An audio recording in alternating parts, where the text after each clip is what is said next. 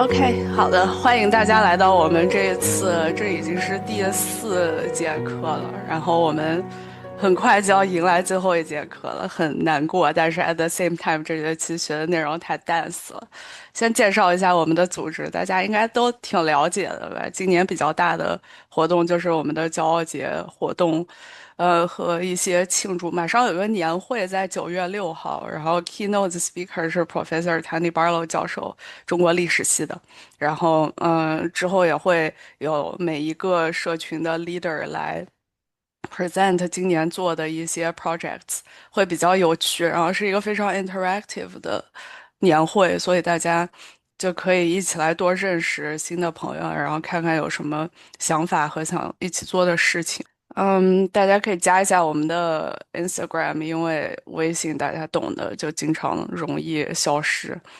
但是 Instagram 一般有活动都会发在上面。Tori 老师自我介绍一下，然后是点点老师和 Vicky 老师。哎，你们把那个 bio 发给我，下一次我就都放在这里。对对，不然我介绍，不然他们介绍的时候每次都打着我的名字这个 slides 上。Anyway，我叫 Tori，然后我现在在还是 PhD candidate，在读 sociology 的 PhD，然后我在 University of British Columbia。我的研究兴趣包括是 LGBTQ，然后还有性别，还有移民，以及社会理论。我博士论文研究的就是中国酷儿移民在北美的生活状况。然后这边教育背景，我是本科是在 University of Virginia 读的历史，当时，然后还有后来转到了社会学，在 University of Chicago。就这样吧。谢谢 Tori 老师，点点老师。玉珏老师也来了，可以说哦，一下。玉珏老师也来。申请了性别研究的。我之前其实是学国学的，就是很大的一个专业的改变，因为一直做性别的公益，后面读了一个性别研究的 PhD，然后我的研究题目其实就是跨界的酷儿女权运动，大概是就是90年代到2010年左右的一个时间。然后我现在没有在学术界，虽然还是挺关心就是性别领域的各种学术研究的发展的，但是我现在是在一个劳工机构工作，主要是帮助刚来美国的新移民劳工，说是帮助也不准确，实际上是想把他们组织起来做劳工运动。所以跟我以前把拉拉们组织起来的在国内的工作有一些相似性吧，但是换了一个领域，也让我对阶级、性别，各方面的交叉性有更深入的在实践层面的理解了。对，就是这样。谢谢点点老师，Vicky 老师。大家好，第二次见面，我刚刚不小心开窗，然后我两只猫跑到了阳台里，然后所以说去抓了一下。我现在是在尔湾这边 UCI 的历史学博士2年级学生，然后我主要研究的内容是东亚，就是中日韩那边2战的时候的性别问题，还有性暴力问题，然后我主要涉及的领域是口述史。然后在口述史之外，我还做很多医疗史、女性医疗史、妇科相关的研究。然后，主要想要多参与 upcomment，也是因为我很多时候太聚焦于学术还有理论的东西，我想要多做一些 community service，然后想要多跟喜欢做社群，然后善于做社群的宇军老师沟通。谢谢。谢谢 Vicky 老师，玉珏老师。啊，我也要啊，我刚刚原来一直开着音频吗？我才发现，不好意思大家好，我是玉珏我现在是在曼彻斯特大学读博士，读社会学的，读人类学的博士。就是其实因为我在爱大的导师突然间闪退了，所以我转专业到了曼大。其实我之前是在做这个大陆的拉拉 community 和他的这个 activism，但是因为当时就是赶上疫情，然后又是各种的这个对线下社群和这个公益组织的一个围堵，所以就是这个计划就是不得不破产了。然后我后来现在在做的其实是做的这个transnational queer academic 这个华人的酷儿学者，然后他们以学者和活动家以及与这个社会公益组织的一个联动，也就是在做这个 academic activism 的一个历程。所以我觉得就是我们的这个项目其实也可以算作是这个广义上来讲的一个酷儿学术运动的这样一个部分，就是我们会通过这个传播知识的方式，然后来实现一个知识的再生产，然后扩散，来打破这个语言以及这个学术机构本身设置的这个壁垒。包括它这个因为我们在大陆的话，大家能够明显的感觉到，就是审查这一段时间，无论是你在这个社交媒体、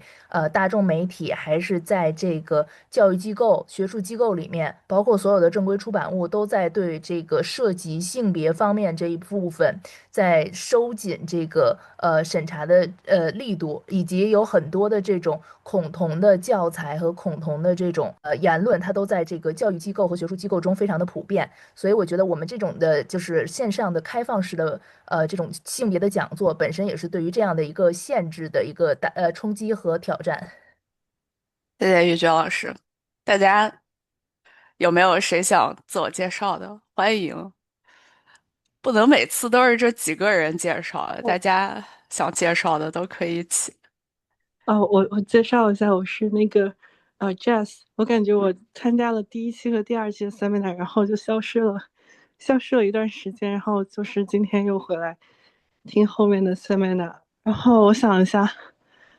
我有在纽约做一个线下的女性与非二元疗愈社群，然后我最近有在考虑申请 Gender Study 的 PhD 项目，然后我感觉就是做了很多社群的事情，但是我自己本身就是有一些 academic interest，然后就是想要过来继续 catch up，就是最近 seminar 在做什么事情。不好意思，我消失了1年。Welcome back！天呐，甚是思念，多来分享。欢迎回来。如果申请上有什么问题，也可以问我们。好的，好的，好的。还有谁啊？Verver 老师。我来自我介绍一下，我是 Verver，也可以叫我瓜。我上就是之前的那个 seminar，我有的时候会去听过好多次吧。然后就是对，我是捧场王。然后我感觉，因为我做的就不是那种，就是像你们这样比较正规有组织的，我更多是比如热拉上要是认识了谁，或者小红书看到会把他们拉进群里的那种社群帮忙吧。谢谢谢谢鼓掌。然后对我自己也一直对女权有兴趣，然后我特别感谢这个 summer 因为我作为一个长相比较中性化的 T，然后一直有很多性别身份上的焦虑，像上次那个 Judith Butler 的那个，真的对我这方面有很大的缓解，就是真的非常感谢这个 summer。所以说我现在还是回来当这个有空的话就听一听，当这个观众呀，也希望你们加油。好，介绍完了。太棒了！今天的这个 speedback 性别表达也比较中性一些，虽然联系他的 Indian 的身份，又不会有的时候被认为像 Judith Butler 这么中性，这个等一下也可以讨论。就是在印度剪短头发的这个 subtle differences，还有谁啊？还有谁要介绍？就是我是虽然说我本专业不是学这个方面的，但是我对这方面很感兴趣。就是我一直对女性主义和性别这块的研究很感兴趣。然后我本科和硕士都是在学呃药学相关，就是 pharmacy。然后呢，虽然说我不在美国，我在新加坡，但是虽然说这个时差很大，但是我还是对这个 seminar 很感兴趣。对，然后就是我之前了解过一些，就是说了解过一些期刊，就是说可以把 pharmacy biology 跟那个 gender study 联系起来的一些文章，我觉得很有意思，所以说未来可能会考虑发这样的文章。好，谢谢。欢迎欢迎，Tori 老师之前在新加坡，可以 connect 一下。是的，很早之前了，like 多少年前了，已经10多年前了。还有谁介绍吗？大家都认识一下，这样才有 community 嘛。不过现在已经很好了，总算有人自我介绍了，这好像是为数不多的几次大家真的愿意介绍的。感人。那我们就先 move on 吧。那我们 move on 到这个呃 safe space agreement 这里面比较需要注意的是，因为我们的微信群有的时候也针对一些因为也不会通过身份验证嘛，所以没有办法确定大家的这个 identification。但是如果大家不 identify as 一位性少数女性，呃，广义上的性少数女性的话，那请尽量的把这个 floor 和这个 sharing space 让给identify with 这样身份认同的大家。OK，那我们就先着重介绍一下我们第一篇的作者，有请 Tori 老师。好的，这个 Dr. Spivak 大家可能已经非常的熟悉了，因为他非常的有名，然后应该算是我们最近几期读的 one of 最有名的作者之一了。然后他是印度裔的，但是他现在在美国的一个批评家，然后以及理论家，以及还有就是翻译家，然后他也是一个文学学者。嗯，他在文章中里面也有说他是一直到本科都是在印度读的，后来来了美国。然后他的学术好像最开始是以这个翻译 Derrida 的长篇，然后一开始是有名的，然后后来呢，他在英语的世界中一直在非常积非常积极的推动这个女性主义啊，还有马克思主义啊等等的一些对话。然后这个我们今天读的是这个看的Subaltern Speak 是他最有名的一篇代表作，然后是1988年写的。然后他之后还有写过其他的一些文章，比如说他一直对这个后殖民主义有一些有很多的贡献，比如说他写过这个 Critique of Postcolonialism 啊，还有一个叫 Death of a Discipline 啊等等。然后他也是非常多产的一位思想家。然后，他自己呢也是一个非常活跃的 activist，一直有在建学校啊，然后投身于女性教育啊等等，所以是一个非常知行合一的在这方面。还有什么需要 cover 的点吗？应该差不多。点点老师有要补充的吗？点点老师好像对他的这个 activism part 非常的 passionate。对，就是我也不是特别了解，但是听了他的一些访谈还是挺 inspiring 的。就是他虽然就是已经获得了在美国学界很高的地位，但其实一直有坚持在印度本土做很多就是草根的教育，底层女性的项目，然后而且是跟这些项目里的女孩子都建立了比较好的私人关系，比如说，除了她一到就是假期就会飞过去实地的进行这些项目之外，平时也是会就是有这个网络的联系什么的。我觉得这是需要花费很多时间精力。Thank you so much. 是的，Spivak 老师确实在一直都投身社会运动，而且他经常获奖，然后有的时候在获奖感言里面就是也会提到这些他的 effort，大家可以去看。那我们就直接进入这个文章的主线，然后来讨论一下这篇文章，梳理一下文章结构。Tori 老师介绍一下 critique，他的开篇就开始批评德鲁斯和福柯。是的，他的开篇的 critique 就非常的 intense，然后他的主要的观点呢，就是说这个现在在西方的很多理论的生产以及的 intellectual production，然后他是 complicit with Western international economic interest 的，然后并且呢，这些西方思想的生产，它经常是其实 obscure 了这个 the production of the subject。这个 subject，待会儿我们也会着重来讲什么是 subject，以及比如说德鲁斯和福柯对于 subject 有什么样子的看法，以及他的挑战。但是呢，他这里的批判主要的意思是说，就是当一些西方的思想家目的是想让这个被压迫的人去 speak，想让他们发生的，其实呢，但是他们的这个 effort 其实是failed 的，因为其实他的结论我们在文章的最后可以看到他的结论，就是他的文章标题是一个问句，是 Can the subaltern speak？然后他最后给出的结论是 They cannot speak。所以说这是他整体的一个 argument。然后他的 critique 呢，就是在说这个像福柯和德鲁斯这样子的思想，他们思想家的背后，其实虽然看起来好像是说给他们这个底层发声的机会了，但是其实呢，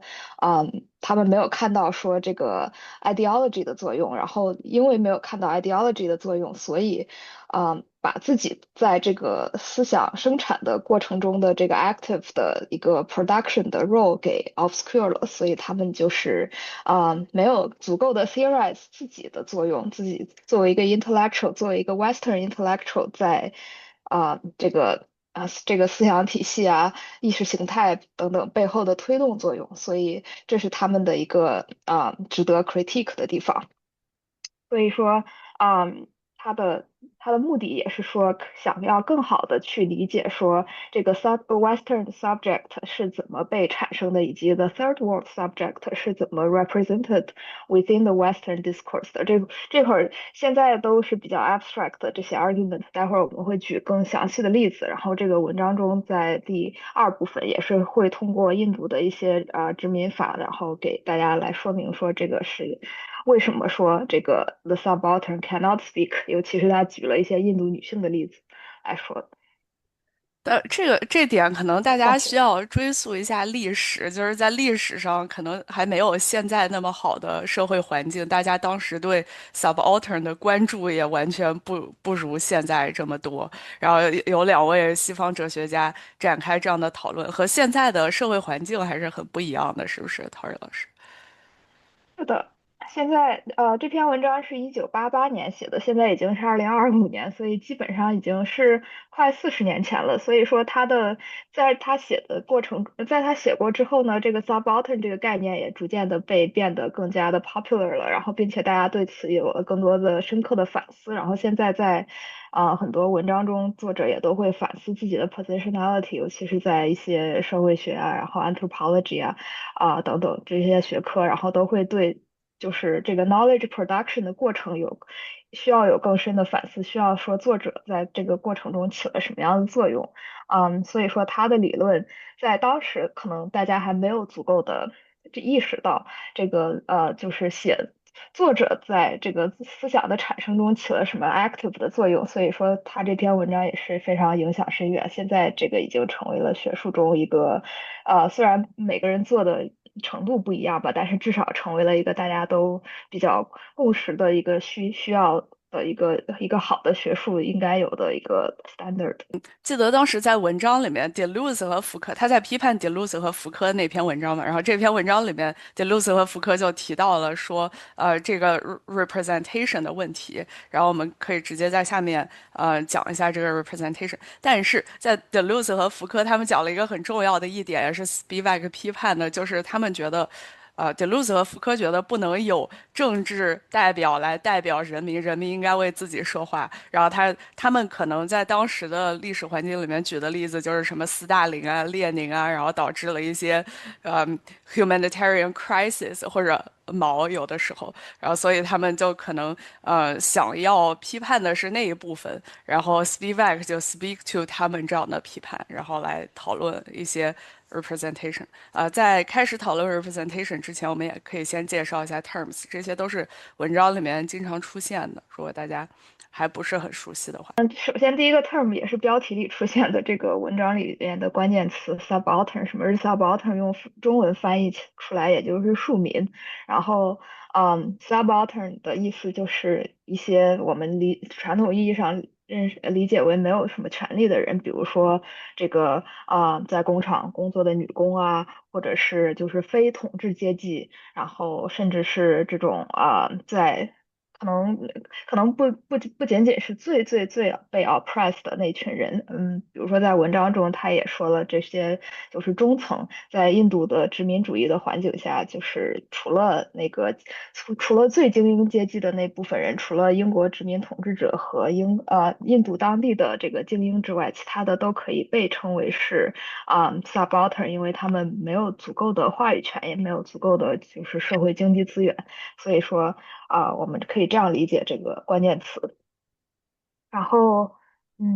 点点老要师是不是喜欢翻译成贱民？对，我觉得这个翻译挺好的，因为，也某种意义上和印度的种姓制度有所呼应。而且我最近刚好在重读一些波伏娃的，然后看到他说的这个女性其实比起是一种阶级，更像是一种种姓，我觉得也说的很有道理，因为。其实实现阶级跨越可能有一些途径，而且一旦你实现了以后，很少人会再去追问你的出身。但是女性，即使你成功的跨性别了，比如说如果你是一个女跨男，其实你还是常常会被追问你的出身，怀疑你是不是真男人。然后，就是它是一个比阶级更难跨越的东西，更像一个种姓。当然，subaltern 也，这个词的概念其实比种姓意义上的贱民要更广一些。但是我觉得，就是去强调这种，各种复杂交织的因素导致的无法跨越的这种，嗯，低阶层的处境是很重要的。好的，那我们来说下一个词。对，谢谢点点老师的补充。对，这个确实也需要放在当时印度的这个种姓制度的背景下、社会背景和历史背景下来理解。然后第二个词我们解释的是 positivism，就是这个词，我忘记中文怎么说的，我好像忘记查中文翻译了，但是它的意思大概就是说是一种这个有点像学派一样的，就是或者是一种 belief，或者是一种 epistemology 的belief，就是说我们只能够直接观察到的社会现象，我们才需要 care 或者才需要讨论。如果观察不到的社会现象，或者是就是它是 hidden 的，就是不是 empirical 的一些 observation 的话，那可能就没有那么重要。对，谢谢实证主义。对，所以就是说，我们的任何的 belief，我们任何的知识都需要被一些empirical evidence 来证明。然后这个在文章中也是被呃当成一种批判，然后比如说他说福柯还有德鲁斯这些人可能是就是他们的 philosophy 比较想给那些比如说工人阶级还有被压迫的人，让他们直接这是一种 positive。然后其实，在很多 social science 里面，对 positivism 这种哲学观点也有很多的讨论。尤其是 sociology，就是感觉分成了两派，有一派就是非常支持 positivism，有一派就是比较 anti-positivism。所以这个哲学，这种 philosophy，其实在很多学科里面有这个词也挺常见的。对，会不会这个词最早是一个哲学术语了，就是指实证主义哲学这种哲学思潮。然后就像刚刚 Tori 介绍的，在社会学等后来的学科领域里，它也是一种理论流派。然后在这种 Spivak 这种后殖民理论或者这种批判理论的语境里，它是常常是有一点贬义的，就是我刚刚在 chat 里说的，它通常是指那种以为数据和事实就可以直接反映真理的一种比较还原论、比较天真的科学主义，就是他们没有去反思这个数据的收集过程，或者所谓的事实是有在什么标准下界定的等等，就是他们会在这个理论上，这个维度上去质疑实证主义是不是真的科学。Spivak 经常会用这个 negative，那我们介绍完 positivism，我们来介绍一下，Spivak 用的 negative 一般出现，它是有什么样的表达呢？Tori 老师。等一下，你这个问题可以再重复一下，什么意那我们可思吗？以等一下再看一下文本，因为文本里面经常有一些他提到cite 这个negative，什么东西是 negative 的，然后这是不是和 positivism 对应的吗？没关系，我们可以再往下。我们先说一下 insurgency 和 psychoanalytics 的这两个 term。好的，待会儿关于 negative 的讨论，我觉得我得再查一下原文。对，先说 insurgency 或者 insurgent 在文中出现的，它大多数来说是指这种在底层群体，就是这个 subaltern 在殖民统治的这个 context 下有一些集体的反抗行动。啊、然后以及这个可能会在一些官方的记载和历史文献中留下一些这种痕迹比如说一群人他突然把这个殖民者的房子烧了。然后这就算是一种 insurgency，然后任何的这种反抗的行为，它有点像这种所谓的 revolution 啊，或者是 rebellion，只不过说，比如说 revolution 它可能是更有大规模的组织，然后就是比较 formal，然后有一种比较宏大的历史，但是 insurgency 它可以更多的是强调这种所谓的去中心化，然后比较 contingent 的一些事件，然后这些都可以被理解成为insurgency。然后 Spivak 在这里的文中里的讨论呢，主要是说这个他为什么说他为什么来 evoke insurgency 这个概念，就是说这个 subaltern 并非是完全是被动的，就是完全是没有 agency 的，因为他们其实也会有种种的这种反抗的行为，但是呢，这种 insurgency 它也并不代表说他们就是所谓的 can speak 了，因为说即使他们有这种行动，但是他依然可以被否认，就是在政治层面被否认他们的话语。所以说，这是 Spivak 对于 insurgency 的一些。再补充一下，insurgency 一般来说比较强调一种长期的状态，不只是一次性，是一种可能它不是一个瞬间性或者爆发性的起义，而是一种持续性、长期性的一种不服从或者叛乱的状态。谢谢点点老师的补充，很重要。对，这就是它和一些同义词的区分。那我们再来继续讨论一下这个 the other big O 的 other 和 big S 的 subject。好的，这个当然在哲学里面，这个经常分这个大小写，就是一个词，它第一个字母如果是大写，然后或者是小写，它表示的寓意可能是会稍微有一点不同的。然后这些例子还有比如说大写的 truth 大写的 T 和小写的 truth。比如说大写的 truth，它就代表说所谓的有一个唯一的真理的存在的这种 belief，然后小写的 truth，它可能就是说我说的话是一个 truth，一个not necessarily 的 universal truth，的这种。然后相同的话，这个比如说在文章中这个Spivak 也经常用 subject 大写或者是小写，大写的这个 subject 呢。就是这里说的就是，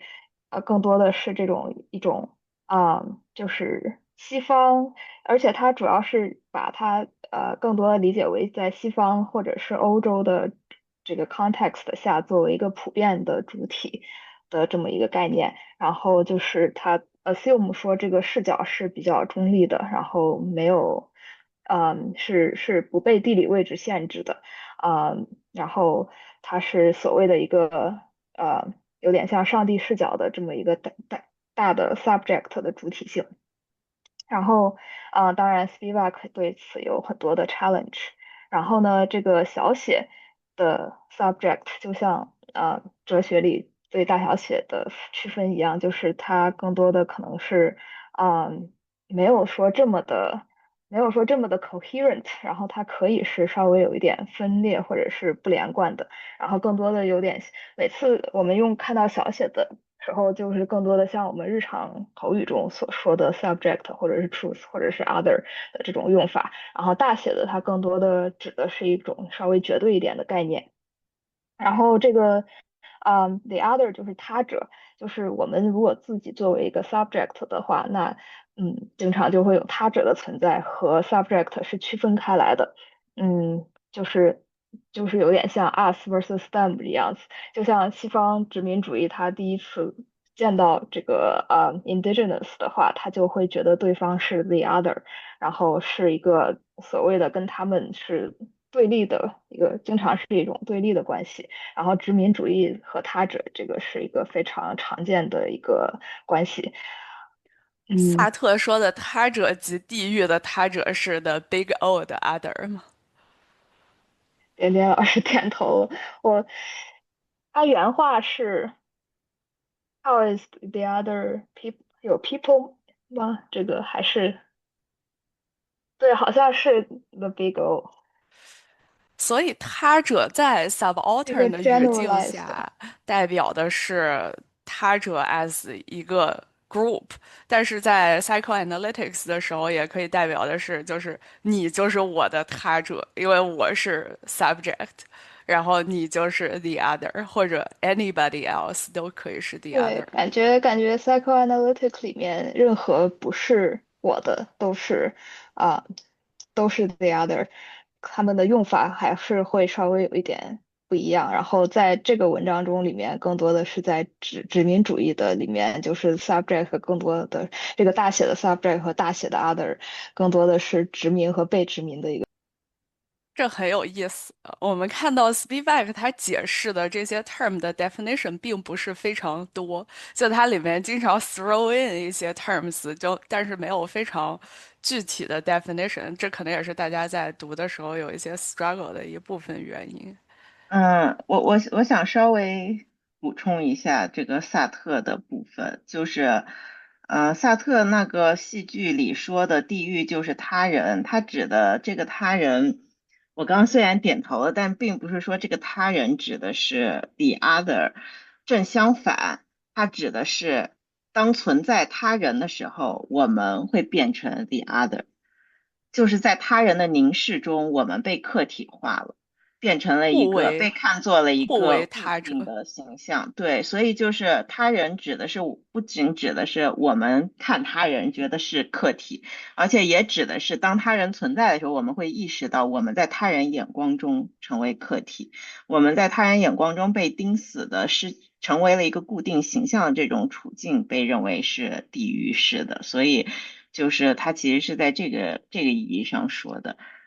然后但是 Spivak 的这个语境里其实有点像，就是回到波伏娃说到的女人是第二性的这个论断，其实指的就是他说的第二性就是 the other，他指的是像女人或者 subaltern 这样的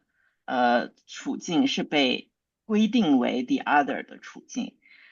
不是 general 意义上、哲学主体意义上说人都是互为他者的，但是女人根本就不算是人的，女人永远无法成为人，subaltern 永远无法成为主体，这里谈的是这种 the other 的处境。的讨论，这也是 Spivak 重点分析的，然后贯穿全文的一个 contrast。Tori 老师帮大家 unpack 一下这两种 representation 的区别。对，这两种 representation 是非常关键的。然后这里我们也可以多做点停顿，然后帮助大家更好的理解。因为在 representation 的话，它就翻译出来英语的话，它只有一个词，就是 representation。然后但是它在德语里面其实是两个不同的词。然后我底下写的是我其实不是很清楚这个怎么读哈，我不会德语。一个是 V 开头的，一个是 D 开头的，然后这两种 representation 其实指的是非常不同的，一个更多的是政治性的 representation，就是说，比如说我一群农民，然后他们需要一些东西，然后他们需要去组成找一个代表，然后比如说组成一个工会，或者是让他们的他们的这个借给他们钱的人，blah blah 找一些人物，然后帮他们去 articulate 他们的 interest，然后去进行这种 class struggle，然后这个也是很常见的说这种政治性的一种proxy，就是政治代表。然后另外一种这个 D 开头的呢，更多的是一种稍微更哲学一点、更 symbolic 一点的，就是有点像符号代线的这种感觉，就是说，比如说，这个媒体是怎么去描绘中国女性的，比如说，这就是所谓的第二种意义上的 representation，就是我们经常问的 how media represent 什么 group，然后它是在电视屏幕上怎么呈现一个人或者是一个 group 的形象的，然后这个和政治代言其实是不太一样的但是在他的批判就是说，德鲁斯和福柯他们经常是就是他们没有好好的，他们区分了这两种，但是呢，更多的是他作者在 challenge 第一种的 validity，就是说他借用了一些马克思的哲学来说明说，第一种在就 V 开头的这个政治代言，它其实是很难完全代言的，因为在劳工。比如说你们采访他们的 interest 是什么，或者是他们想要什么，他们经常会 reproduce 一些官方的 ideology，然后他们的 interest 其实是，他们没有办法用一个完全不同的语言体系把自己的这些需求说出来的，所以说他们 in the end 并不能说你通过采访他们或者你让他们自己发声，他们就一定能说出他们内心真实的想法。所以说这两种不同的 representation，如果你把他们两个 conflate 的话，那这个就是他说的 leads to a essentialist utopian politics，然后就 as if 你让他们说，他们就真的可以 speak for themselves。嗯，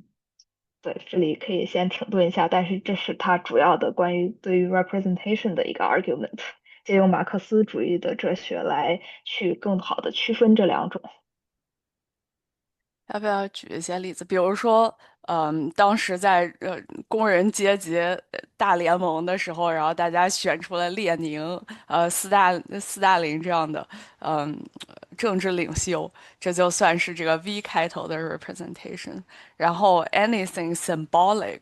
比如说一些 image、一些词语，就算是第二种。看到我的 Tori 老师，我还是觉得他跟这个 capital 的联系，就是 Bourdieu 的 capital 联系。你想，第一种它就是 social 和 cultural capital，然后第二种它就是symbolic 和 cultural capital，然后这两种都是非常重要的，能帮助 subaltern represent 我们就结合一下之前的这个masculine domination 的那一篇文章的视角。interesting，我从来没有想过把这两种 map 到四种 capital 上这个思路哎。是不是 fundamentally 它就是一种 lack，就是我们这些人就是缺少资源，用点点老师的话说，resource imbalance。那 whatever 资源我们可以 get，就拿点钱，那我们是不是就可以就是更多的建造我们的 symbolic institution，然后这些 institution 它又能形成更多的 representation。那你说以这种欣，其实这跟你刚才提的那句话是有关的，就是你提到的马克思那句话，你发在 chat 里了，他引的关于马克思说的否定性的话。其实，资源和钱背后的社会关系是一个关键，就是，一方面好像短平快的方式是直接给钱，但是，如果你去看这些成为钱、成为资源的东西背后的社会历史关系的话，有的时候不是给完钱就可以解决的。因为就是去再生产这些钱和资源，包括什么算是钱。比如大家常常会说，哦，如果实现普遍发钱给穷人，一定会导致通货膨胀，钱又变得不值钱了。那这是为什么？就是这个背后，存在的一些关系不是物质本身就可以解释的。就是当那然，钱也这是一个不是一种物质，路径钱本来就是的问题。一个符号。对。是一个路径的问题，就是本尔迪欧说的这个花儿老师深耕的三种 capital、四种 capital 的互相转换，对吧？就是我们是先给钱呢，还是先给符号呢，还是先给 culture 呢，还是先给政治领袖？政治领袖在学习 culture，把所有的资源集中到一个政治领袖身上，政治领袖去学 culture，学完 culture 之后再去 ask for investment，对吧？就是这一些互相 capital 之间的转换，eventually 可以把更多的资源集中到一些缺乏资源人的身上。这个是不是这个视角就也是非常不对的？请 Tori 老师批判一下。没有没有，但是我觉得对，像这几种的 accumulation 的速度可能不太一样。比如说 symbolic，它应该是最难的，然后最慢的一个就是，比如说你有其他的2到3种，然后它可能也很难暂时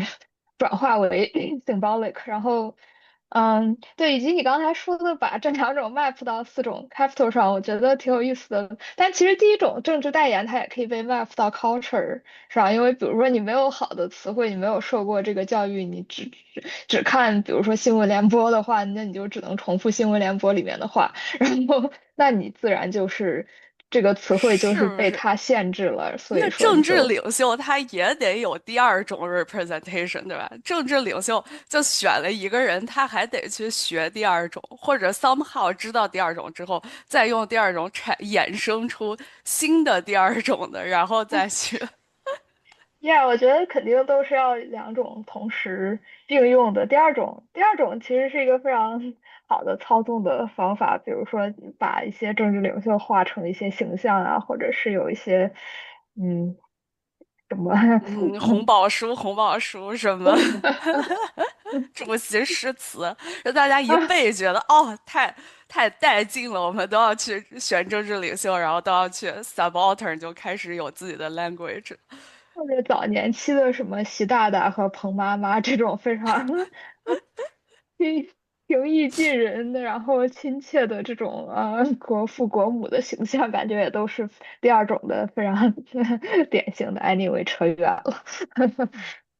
大家还有什么例子 of representation？大家对这个 empower 或者有把资源分配到 subaltern group 有什么自己的想法吗？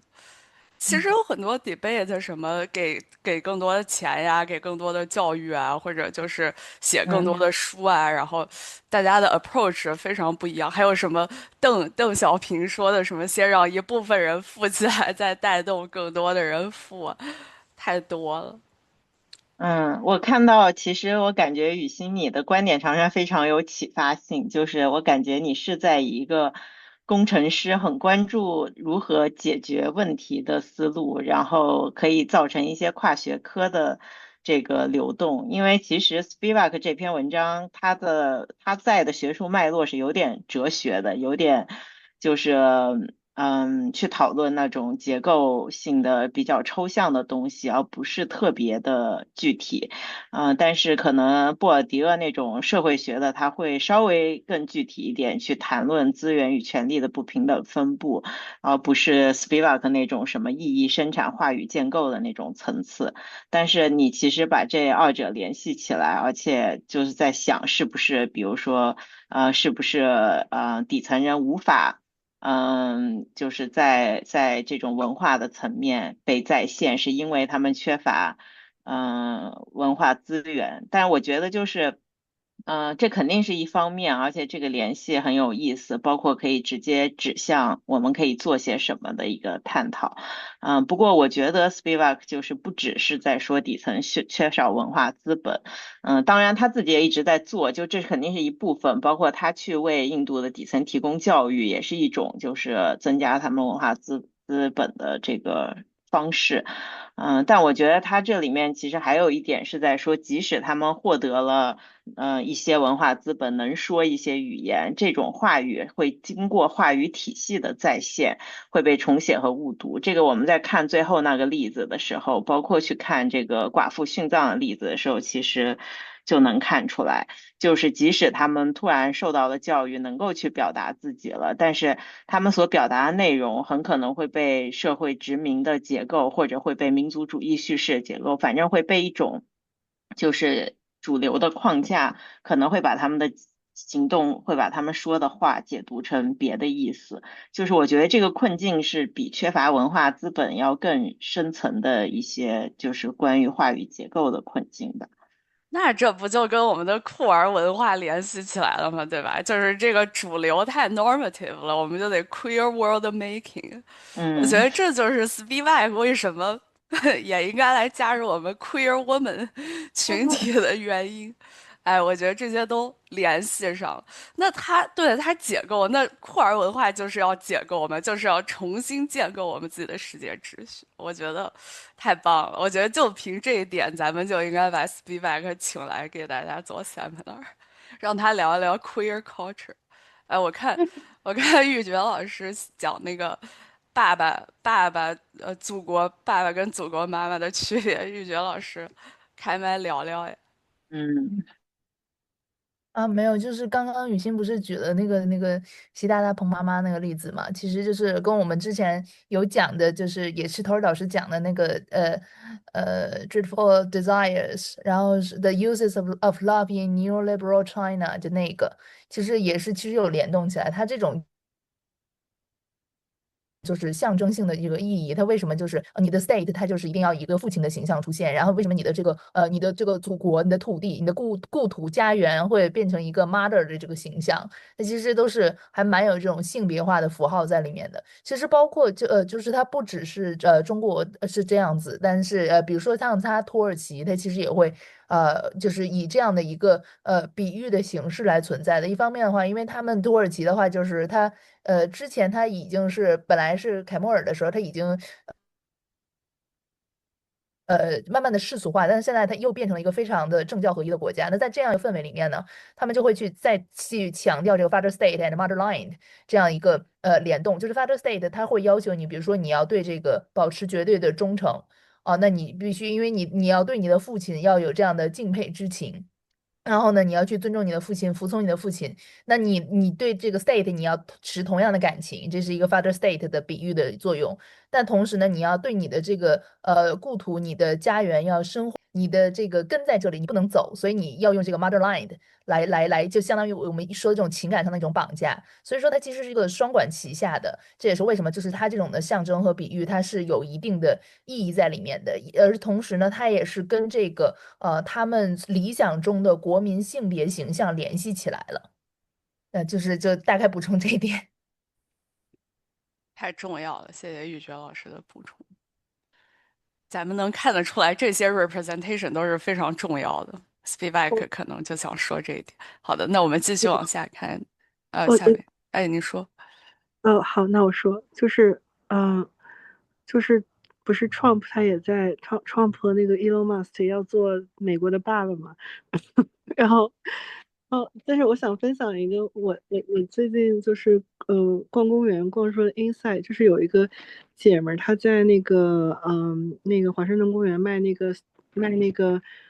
就是那种吧唧吧，然后但是那个吧唧上面全都是支持 trans right，支持 women's right，但是它上面给挂了美国国旗。然后我们就问他，你为什么要支持 trans right、LGBTQ，还有那个就所有的 right，但是你要挂美国国旗？他说美国国旗是不属于 Trump 的，它属于自由、民主、平等。然后他觉得他作为一个美国人，他有这个自由去把美国国旗 reclaim。然后我觉得这个可能跟这个image in making，就或者是大家 believe 什么，就是想要怎样的 ideology，它可能是一种有关的。我觉得这个可能是我比较好的一个体验。我觉得你说这太有道理了，这就是 Deleuze 和那个福柯最早的批判，就是这个 V 开头的政治领袖，就像 Trump 这种，他很容易就把人带坑里了。所以这种东西，他们就觉得不一定是真正为人民发声的。然后第二种，这个国旗的 representation 的这个 D 开头的 representation，大家就在 reclaim 这个。我觉得这是一个非常好的具体的例子。我觉得你这个分析的太棒了。对，就是还是得让美国国旗和那个 LGBTQ 旗放在一个院子里，不然的话，他就一直在搞对立，或者是怎么样。So true，所以这两种就是大家就不能 equate 国旗 as Trump，因为一个是 V，一个是 D，对吧？这就是 Spivak 解释的这个概念具体化。谢谢，谢谢，这个例子非常对，这个思维就很清晰。好，那我们继续往下看这个 colonial other epistemic violence，这个等一下玉珏老师好像也有分享，Tori 老师先介绍一下。好的，这个 colonial other 是文章的大概1/3处之后，就开始介绍这个关于 colonialism 的讨论。然后这个 other 就是我们刚才讨论的，就是指的是这个不是 generalized 的这种 other，而是说跟这个 Western intellectual production 对立的这种 other。然后他一开始是先批判了这个Western ideology 和 intellectuals，然后他接下来再讲用这个 colonialism 具体的这个例子来印证他前1/3所说的一个观点，然后也是用印度的一个例子，因为他说他对印度的 context 也比较熟悉一点。嗯，所以说这个他第一个就介绍了一个非常关键的概念，就是 epistemic violence。epistemic violence 指的就是说，殖民主义它经常是要抹去当地的一些 local 的一些 indigenous 的 knowledge，然后，为了把大家都教育成一些，比如说在印度的 context 下，让大家都变成这种 British educated，然后很多比如说他们的一些运动啊，还有school system 呀，还有语言呀等等，学英语啊这些其实都是在往这个殖民主义的这里靠拢，然后同时它之前的文化就是经常是被 violently 的会抹掉，然后这个当地的文化会被认为是落后的，然后是这种 the other。所以说，然后，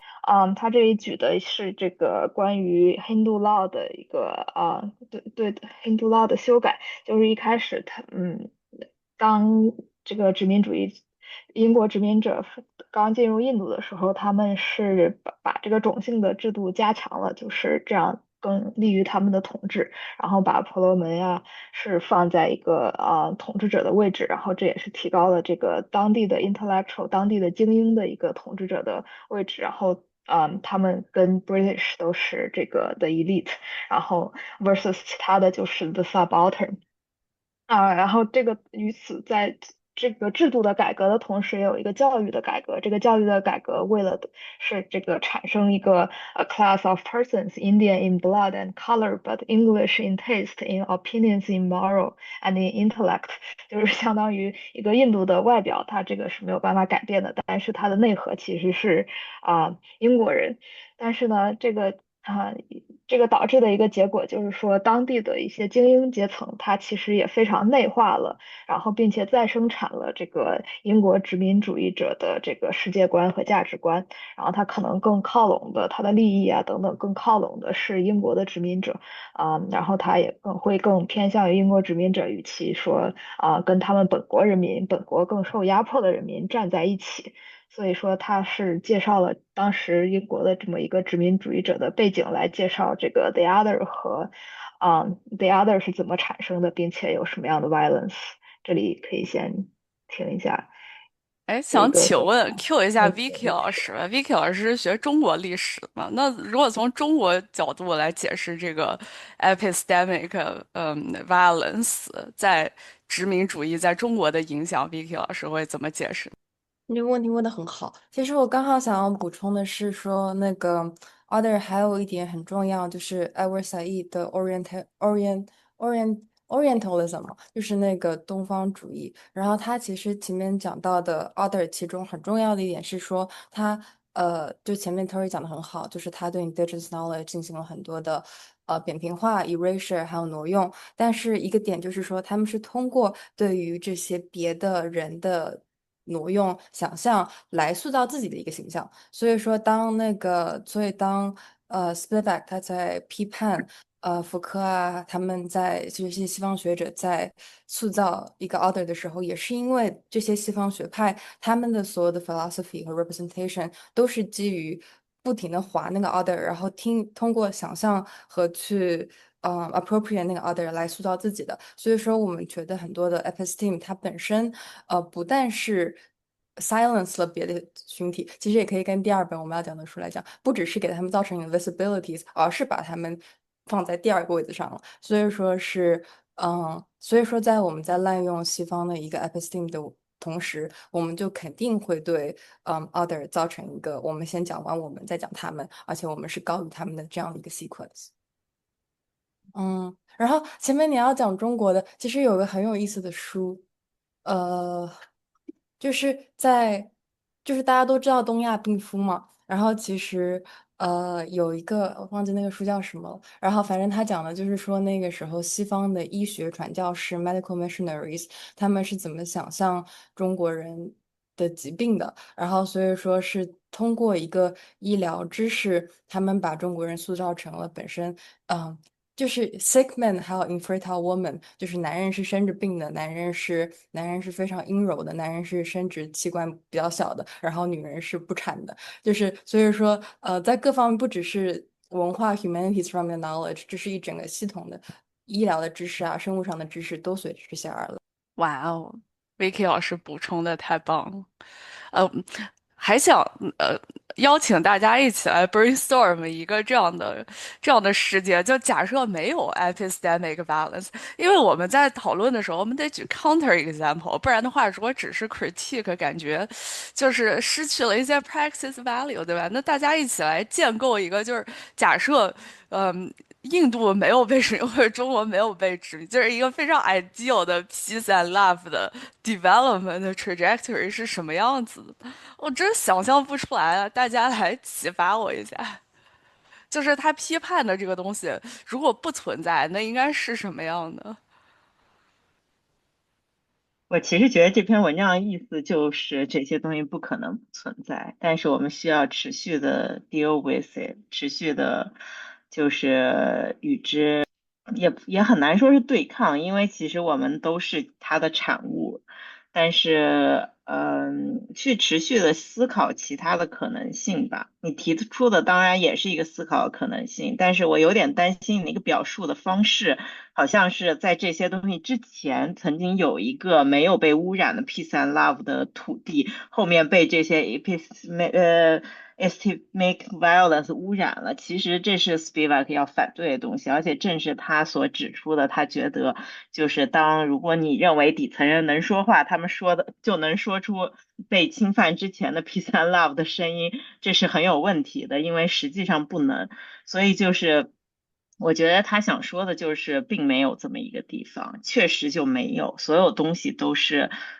这种结构性的一直在可能发生过变化，但是始终存在不平等的秩序的产物。然后但是我们可以持续的去想象它的新的走向，制造一些新的变化，然后并且去意识到这里面存在的秩序和这个不公平。但是我觉得他不会认为存在一个这个秩序之前的世界，或者未来会存在一个失去了这些秩序的乌托邦，其实这二者都不会的。我记得 Zizek 也讲过，就是在英国人反对殖民主义的时候，他们并不想回到殖民前的那个时代。虽然这句话也非常奇怪吧，我觉得点点老师的话也在 resonate with，嗯，但是，我想问的问题是，他 frame it as an epistemic violence。那如果按照点点老师的逻辑，是不是这个 violence 是不可避免的？或者说，我们的生活里面就是注定大家的悲剧就要承担这些的 violence？哎，it's kind of sad, right? Maybe we can think of alternatives。玉珏老师来多多聊一聊这个建国之后的一些历史故事。开到了，就是摩梭族大家可能都比较熟悉，就是因为它近几年，一个是它文化的宣传，一个是这个学者的一个研究，包括它当地有这个旅游推广的元素在，所以呢，他们就大家会把它当成是我们现在唯一一个幸存的这样一个母系的社群，母系的这个族群，但是呢，它本身在建国之后。因为它这个民族的政策和我们这个户口登记的政策嘛，就是摩梭族它本身没有被算在这个55个这个少数民族里面。那他当时就是登记户口的时候，他就按照他们的那个就近原则，他说你这个人数不够哈，你就按照那个就近原则，就是你的聚居地的就近，然后划进那个纳西族和蒙古族，然后还有一些其他的小的聚居的就分到其他的民族里面。那它本身呢，因为他们本身这个母系的摩梭族的这个社群，它是一个走婚制的。然后呢，它本身也没有完全按照这种安家落地的这种这种一夫一妻的这种异性单偶制的婚姻，然后来登记。那但是呢，他如果要落到这个作为一个新中国的公民的话，那你就要登记这个户口。你登记户口的话，比如说你的孩子，因为他们当时的这个，我们最近才刚刚有放开这个非婚的户口，就是试点放行了这非婚的这个孩子的户口登记。那当时比如说你是一个摩梭族的孩子，你出生了之后，如果你是一个走婚制的话，那你就很难说你落到一个这个。按照他当时的那个一夫一妻单偶制的这样一个法律的话，你很难去落一个户口，那你就必须要改变你的这个婚俗，你要作为社会的一份子，你要作为这个国家的一个公民，你要获得这个合法的户口身份的话，你就必须要去登记一个合法的婚姻。那慢慢的呢，他这种的走婚制，他就会被这种汉民族中心的，然后这种男尊女卑秩序，就是男性户主当家，以及这个一夫一妻的定居的这样一个单偶制所整个的给冲击到。然后呢，因为特别是他们的，因为这个社群嘛，他要去发展的话，他不可能只在这一个社群里面去不断的去自己通婚。然后你比如说你是一个母系社群，然后你外面被一些父系的这种父权的这样的社群所包围的时候，如果你要想去走出这个大山，你要去发展的话，你只能在向外通婚。你内部的这个社群的这个族群的人口基数已经非常少了，你在这里面去不断的通婚的话，你的这个族群的，无论说你是从遗传学的角度来讲，还是从你这个社会发展的角度来讲的话，它会慢慢的萎缩的。那它就很多的人，因为它本身它有当时它的那种封闭性，交通又不便利嘛，然后它就封闭性的话，它还可以在它这个小的母系社群里面，然后他们去进行这个走婚制。那当他们可以就是交通便利之后，可以去走出去的话，他们会发现，如果说他们会把这个男性户主啊，然后一夫一妻的这种固定的婚姻啊，包括他汉民族中心的叙事，当成是一种主流的这样的一个社会发展的方向，那他们就会去努力的去贴合这样的一个生活的范式。你不能说哦，我们要把摩梭族保留他们的母系社群，然后就要让他们变成那种在一个世外桃源生活的，但它是一个与世隔绝的这样一个地方。那这样的话，你其实是在这个阻止这样一个社群它继续去发展，因为这也是一个社会历史你没有办法去扭转的这样一个趋势，所以它其实。一方面呢，我们可以看到是它仍然保留了很多这种母系社群的痕迹。那另一方面呢，就是由于它与这个中央政府啊，包括它的民族户口政策之间的一个矛盾，也使得它的这个母系的社群的这样一个形态在不断受到外界的这种父系社群的这样一个冲击。然后我们刚刚有提到的，就是比如说Spivak 他其实有讲到，就是他印度的这种殖民的这种历史，他也不是说就是原来我们这是一片乐土啊，英国殖民者他们很坏，然后他们来了之后，然后他们就颁布了很多的法律，才把我们变得就是乌烟瘴气的。但其实他的这种社会矛盾是很复杂化的。就是我拿这个海吉拉社群举一个例子，就是海吉拉社群那我们现在会把它理解成是间性别者或者说是双性人这样的一个社群，但是你又不能把它完全等同于英语的这个 intersex，因为它本身是跟它印度的这个宗教的一个文化历史是有关系的。那他们呢，海吉拉他们是本身有这种自己的社群，他们就会有一个大家长形象的这样一个人，然后呢，他组织了这一群的海吉拉，他们共同的生活。但是他们这个海吉拉的社群是有这样的一个等级制度的，它就有点像那种帮派，它会分，哎，你是帮主啊，你副帮主，然后底下的那一个不同的这种等级，然后他们就是每一个等级呢，又要向这个大家长提供一定的这种。比如说纳贡的这样的一种方式，然后大家长会给他们提供这样的相对的这种社会的庇护啊、支持啊，这样。但是他这样的一个社群呢，在英殖民地的法律来的时候，因为他们当时英殖民的法律，它有这个基金罪，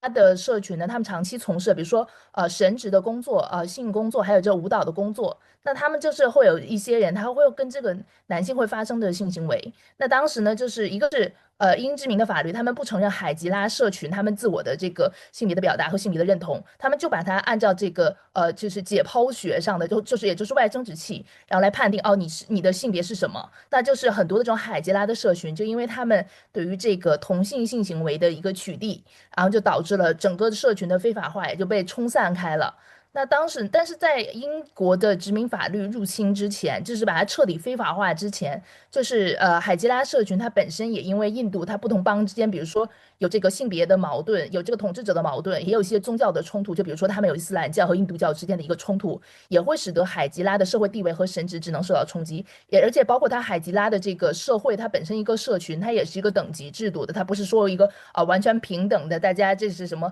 平行化、去中心化的这样一个社群。所以就是我们在看待一个殖民地，就是殖民统治对一个被殖民地的这样的一个影响的话，它其实是一个需要看它的一个完整的历史脉络，而不是说我们就觉得他在这个殖民地他很的殖民者很坏，然后呢殖民地他一开始是非常的innocent，非常纯洁无辜，然后他来毁坏了这个殖民地的这样的一个文化，才把它变成这样。所以就是我觉得 Spivak 他也是在强调说不要去陷入这种二元的一种史观中。太完整了，玉珏老师感觉 argument 和例子 intertwined 来解释这整个的文章，特别好。我觉得，哎，这玉珏老师刚刚讲的和后面的一章内容重复，所以我们可以就后面的一章快速的过一下。那我们先讲一下这个Spivak 举的具体的例子，这个 Sati 的例子。对，这个 Sati 的例子是他在文章中仔细讲的一个关于，就是他的中文叫什么来着？嗯，驯夫嘛，这个是叫。驯夫，对对对，驯夫，对。然后，他对这个首先把结论先甩出来，就是他对这个的解读就是很多，呃，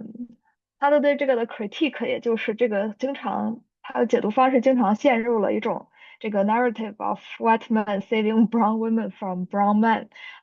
的这个解读方式，就是在英国殖民者来了之后呢，他们就把这个废除了，然后就不让他们自杀。然后就是有点像相当于把他们从这个 Brown Man 的手中救了出来，然后他觉得这个是非常 problematic 的，当然他也没有说这个 Brown，他不是在比较说哪一方更好，就是 Brown Man 更好还是 White Man 更好，他的意思，他的 overall 的 argument 呢，就是说在这个 Sati 的例子中，其实女性就是 subaltern woman，她是没有话语权的，她是没有，她是 cannot speak 的。不管是在哪一个framing 下，它都是被这个，它都是更加在 shadow 里的。首先呢，就是在 imperialism 里边，嗯，imperialism 也就是这个帝国主义，然后呢，它在帝国主义的 framing 里面，就是说我在就是 white man 他们在保护这个 white woman，然后他在纠正一种当地比较稍微可能被认为是落后的一些 practice，然后让他们变得更加文明，然后所以就是有一种 civilizing mission 的感觉。然后呢，在这个 Indian patriarchy 的这个讲述中，也就是在当地的就是Brahman 的讲述中呢，就是会把这个他们自杀的这个会把它 frame 成一个 devotion 和 free will 的体现，就是他们自愿的，然后并且这是一种很充满了这个 moral。很有 morality 的一种做法，但是呢，不管在任何一种，就是在这两种中呢，其实这个subaltern woman 他们都是丧失了他们的主体的话语性的，嗯，就是对，一个是在一个是在这个 patriarchy 下，它是被这个 gender oppressed 的，然后在 imperialism 之下呢，这个主要的矛盾就被放到了是这两个文明之间哪个更哪个需要被另外一个去被 civilize，所以说呢，不管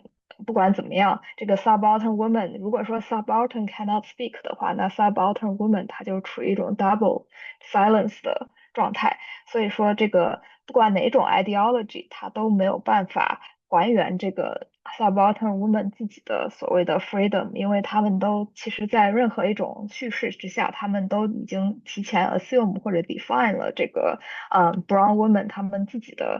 的 freedom。就是把这个强加在了他们身上，有点像，这个是不把他们的 free 是能？choice。这如果用 Spivak，能不能从一个比较 positive 的角度来解释一下这个？能不能看能不能理解为是一开始他在被殖民区就有一个oppression，然后之后西方又来一个 oppression，所以我们还可以比较阅读这两种 oppression 来学习我们怎么 empower 当地的女性或者 elevate，就是本来只有一个 system of oppression，还没办法好好的研究，现在又来一个，哎，咱们就可以就是来看一下这两个 system 怎么一起 work together。就是因为这个刚才玉珏老师和大家已经分析的很清晰了嘛，就是它是一个它不是一个 ideology，而是有很多 social reality 在里面，它是层层叠叠的很不一样的各种 system。但是如果我们从一个比较有意思的角度解读一下，是不是可以理解为这也是一个比较好的机会，让大家重新认识到这个 gender oppression 的这个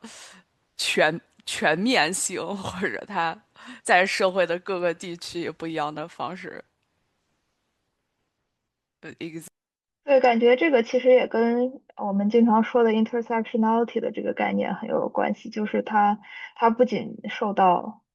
imperialism 的压迫，然后也受到了这个 patriarchy 的压迫，这两种的交织，然后导致它就是 doubly in the double shadow，相当于，然后确实像雨欣说的，如果用一个比较 hopeful 的 framing 的话，可能给我们提供了更多对于 oppression 的理智。对，感觉像很多社会实验一样，哎，原来是这样的，加了一个，现在变成那样了，然后就有更是多的研究素材，是不是？对，但是其实有的时候感觉这个也让更加让这个 oppression 的 nature 变得更加的复杂，然后让很多的真正在这个底层的人民，他可能更加的难以去 pin down 到底是什么造成的，他就感觉很多大家的 thinking 很多还是比较有点 binary 的，就是选 either or 的，然后就是你 either 抵抗这个父权，或者 either 去着重力量抵抗这个 imperialism，所以就非常的 tricky，but 就 also 让就 where confuse opportunity 了大 lies。家，就本来有一个是的。明确的目标，现在不明。OK，我们直接进入下一章吧，感觉这个刚才 cover 过挺多。对，这个其实也是上一章的总结，更多的强调说这个，女性的角色呢，就是她被夹在这个 imperialism 和 Indian patriarchy 的，这个两者之间，所以说呢，她就是这个 the track of sexual differences doubly faced。所以说这个你看Spivak 写的也是，他总结的就是说这个 imperialism erase her history and subjectivity，然后 patriarchal structure within her own society deny her a voice。嗯，对，again 这个 point 就是这个我们很难去 recover。不管是通过恢复，不管是强调这个 Hindu tradition 呢，还是说强调这个看这个 colonial archive 啊等等，它还是很难去 recover 这个subaltern women 的 consciousness。对，这点其实我们刚是的，才也是总结过了，所以可以快速的过一下。这个 unlearn female privilege 最后一章，我们马上就要结束这篇文章讨论了。这个跟刚才玉珏老师分析的这个摩梭族的例子还很相似，然后他是通过Indian 的community 这个视角，Tori 老师再解释一下，感觉这一段还挺 powerful 的。你说最后这个。对，就是他的 concluding argument。那首先，他回答了他一开始提的问题，就是说他 cannot speak，因为说他没有没有大家想象中一个 utopian 的说direct，然后没有被过滤掉的这个 voice 来 speak out 他们的 consciousness。那他的呼吁是什么？他的呼吁呢，就是他自己作为一个 intellectual，他也是在这个 produce knowledge。既然他自己写了这篇文章，然后讨论了这个问题呢，那他的其中一个反思就是说他自己也作为一个印度这个教育体系下成长，然后并且后来成了一个 intellectual 呢，他也是自己要更多的是。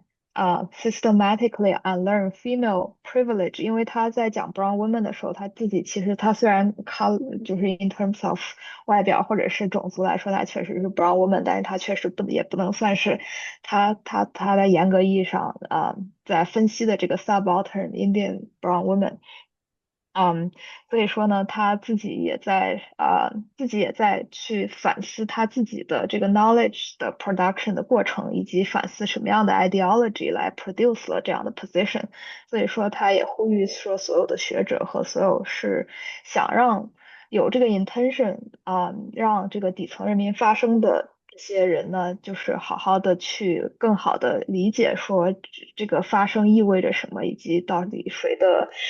在发声，以及什么样的 ideology、什么样的关系、权力关系 shape 了我们所听到的所谓底层人民的发声，以及怎么能够更好的支持他们去发出所谓自己的声音。虽然这个绝对自己的声音永远可能是不可能的，但是我们确实是也应该更加 mindful of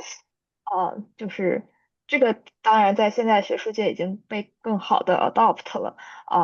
也有很多的 activism 在做这些事情。由于这篇文章的这个呼吁但是我这个 effort 永远都是可以继续被 push 下去的。太棒了！大家来一起 brainstorm，看看我们怎么可以让没有被看到的一些群体 speak，比如说我们的 queer minority group，可能在中国挣扎在贫困县乡村妇女里面，愿意搞拉拉的这些阿姨们，假设就是给一些比较非常 underrepresented 的例子。就其实有挺多可以做的事情的，对吧？去给他们更多的文化资本，去拿一些东西记录他们的生活。大家还能想到一些什么具体的实施方案呢？除了关于这个学术领域的批判，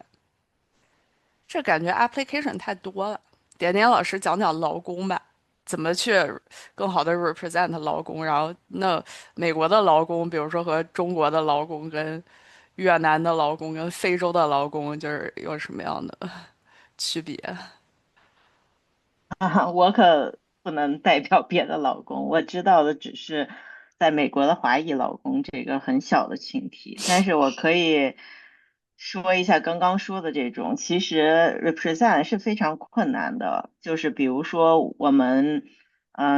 举办一个活动，希望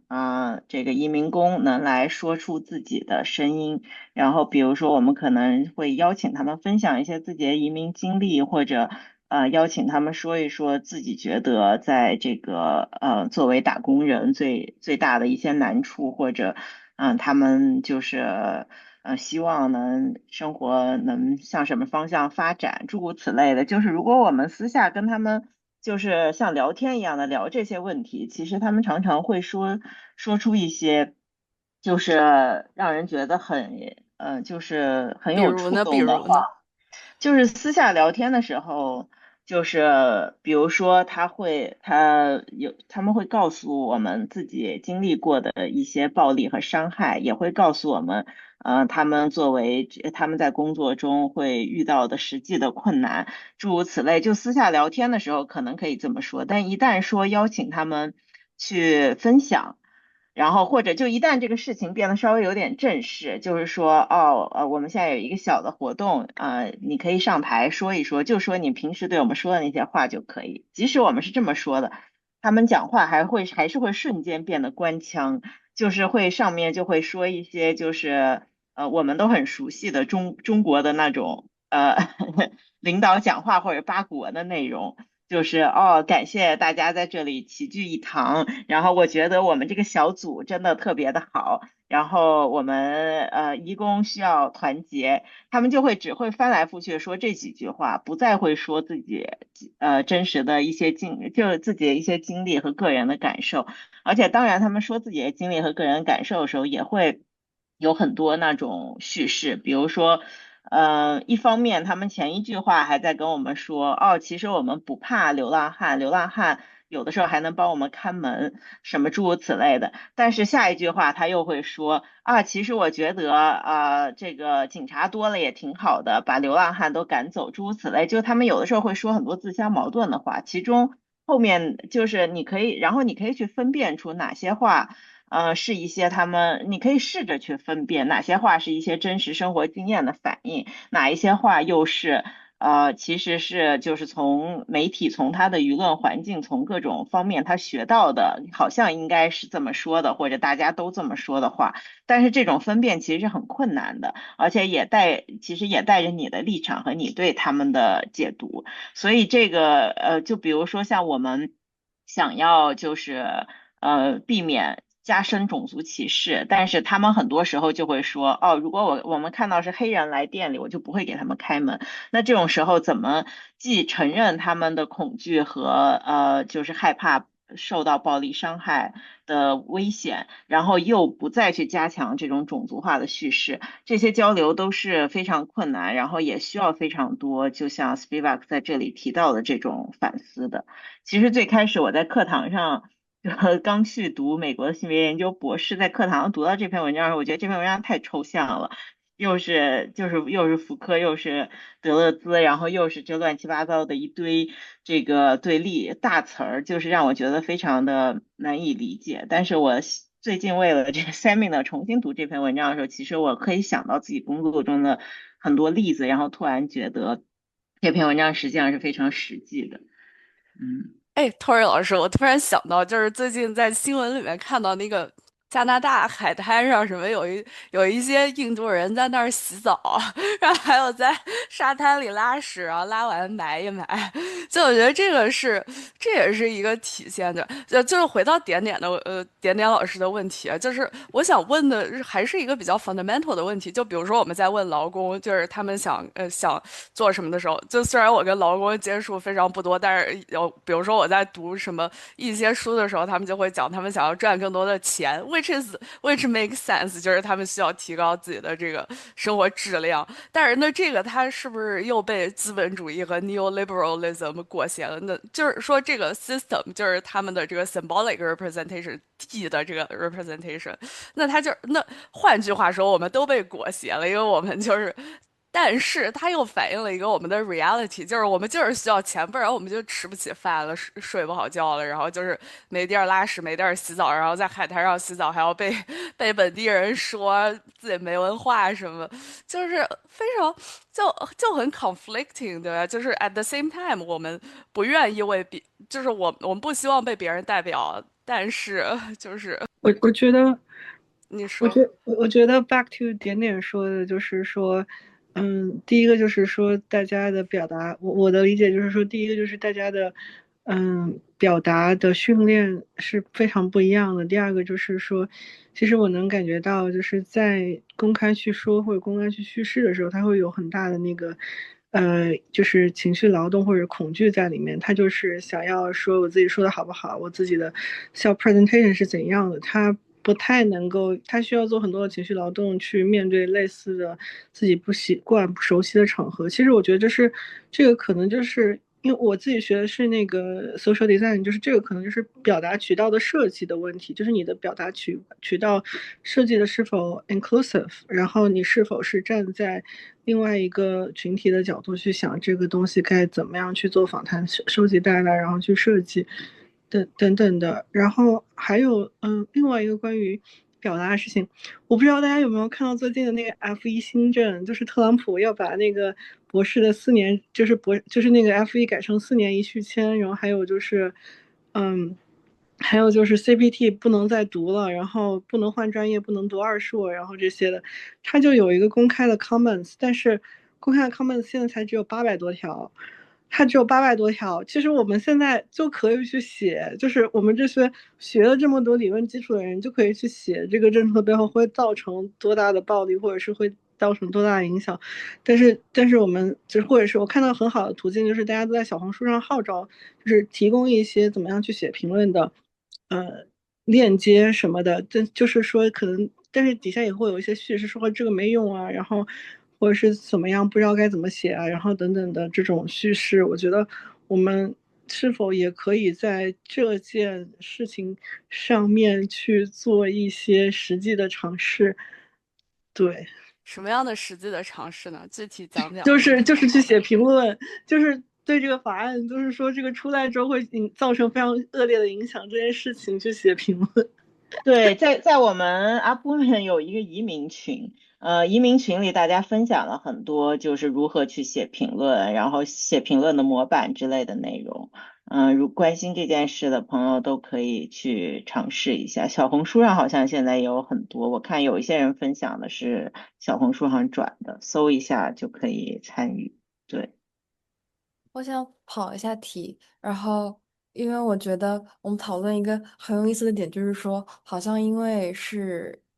to speak，然后包括你语言表达去能够书写，它本身就是跟成为一个 citizen 有很强的关系。就是包括拉康，他好像是也有认为说是人只有在通过语言才可以 fully become a subject。然后就是有个比较有意思的例子，就是在那个民国时期。然后国民党他们想要把那些盲人算命的人，想要把他们列为他们在反迷信那些东西嘛。然后所以说认为盲人他们很多时候他们进行的一些算命是没有办法控制的，也没有任何书面记载，所以很担心他们搞革命。所以说那个时候才进行了盲文的推行。然后所以说是。怎么样把 disabilities 他们本身没有办法书写的东西变成一个可以书写的平台，然后因为可以书写，所以可以被监管，就这个是一个很有意思的讨论取径。然后我其实觉得 Spivak 可能也是因为，被学术 speak representation 这个逻辑有点卡住了，因为我觉得 subaltern woman 可能没有办法 speak，但是 subaltern woman 可以杀人呢，他们可以就是在现实生活中，我们看到的很多情况，尤其是中国社媒，很多情况都是我们没有办法 speak，但我们做了很多事情。我们可以不生小孩儿，我们可以打胎，我们可以坚持同性行为，就是所以说其中是有很多的 practice 可以做到。然后它是一个方面是可能没有办法被好好的 speak，另一方面是它的 speakabilities 本来就证明了很多反抗公权力的地方。然后对，但我同时也在反思，说我好像有点像福柯他们一样，就是有点太 fetishize 那些小小的 practice 了。但是我觉得这个本身就是很重要。我想大家讨论，就是 speak 是不是真的那么重要？对，我觉得你说的这个关于about woman 可以做的事情这点就很有意思。我也读过一个社会学的书，讲很多农村的女性就是会自杀，就是因为就是会选择跳井这样的方式自杀，然后这样可以污染所有人的水，然后这个也是一个，而且以死这样的方式作为一个非常强力的感叹号的，呃，非常非常非常强的表达力。然后其实比他们说什么，在他们生前说什么都要更有力量很多。因为不管说什么，其实可能会被认为是疯女人，或者是呃。不能认为你有精神疾病，然后关起来，不拉不拉的。但是你死了的话，就是感觉就是一个对 statement 本身和一个行动。我觉得对，污我查一下。染所有人就很爽啊！就是你记得那个 Barlow 最近还跟我们分享了那个 lesbian terrorist，就是我们为什么不能当一个尸体 bomb 去 terrorize 大家的水？就跟比如说我们为什么来加拿大不能在海滩上洗澡拉屎？它就是一个自然，我们就是自然的产物，对吧？就是 it's like 那就无限的可以往下呀。我觉得这非常的有。大家还有什么好玩的例子？哎，你说。这是一个新思路，就是为什么就是只有 speak 才能算一个 citizen？是不是 speak 这个东西让我们更加 civil 了，然后忘记了我们其实还有其他反抗？对，就像最后这个被牺牲的这个女性，就是选择自杀的这个女性，然后她把那个姨妈，选择在姨妈的时候，这个 Vicky 老师来讲，Vicky 老师 feel strongly about 这个例子。对，我真的 feel strongly about 这个例子，就是他本来说的是，sati 就是很多选择驯夫的女性，她们，就是在正规的一个 ritual 下，她们在丈夫死掉了以后，她们选择去自杀，这是一个非常有仪式性的行为嘛。然后，但是仪式性的行为不在于她们通过死亡找到了生命的真理，不代表她们想要报复社会，而是只是代表说她们，好像是在一个被神话的故事当中，是女性认为说，通过自己牺牲，然后净化这个行为，让丈夫可以成为神，反正就是有这样子的一个典故在。然后他说，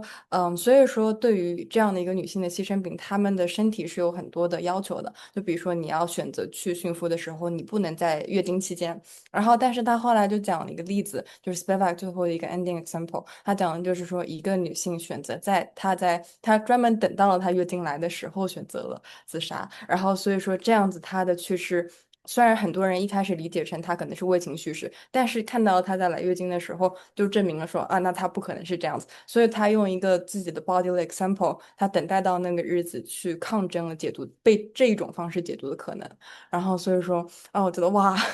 太好了，太有意思了，然后就非常非常礼貌，非常非常棒。前面大家讲到那个污染，我想要分享一个很恶俗的例子哦，就是大家有没有听过？就非常非常恶俗哦。然后就是说，那个一个语言是一个湖面，是一个湖，然后呢，然后我们每一次学语言的时候，我们就往那个湖里喝水，然后我们说那个语言的时候，我们就往那个湖里尿尿，然后我们喝越多水，我们的排泄物就更加的清澈，因为我们就更接近那个语言本身。但是如果很多没有好好学语言的人都在那个湖里尿尿，那个湖本身就变黄色的了，所以说就也没有正规的语言这种。所以说就是一 I 个例 love 子，it。然后就一个例子就是说，那个当说很多 Chinglish 的人多的话，标准语言、标准英语也被好例子。哦，我想 speak to 刚刚这个嘉欣说的这个关于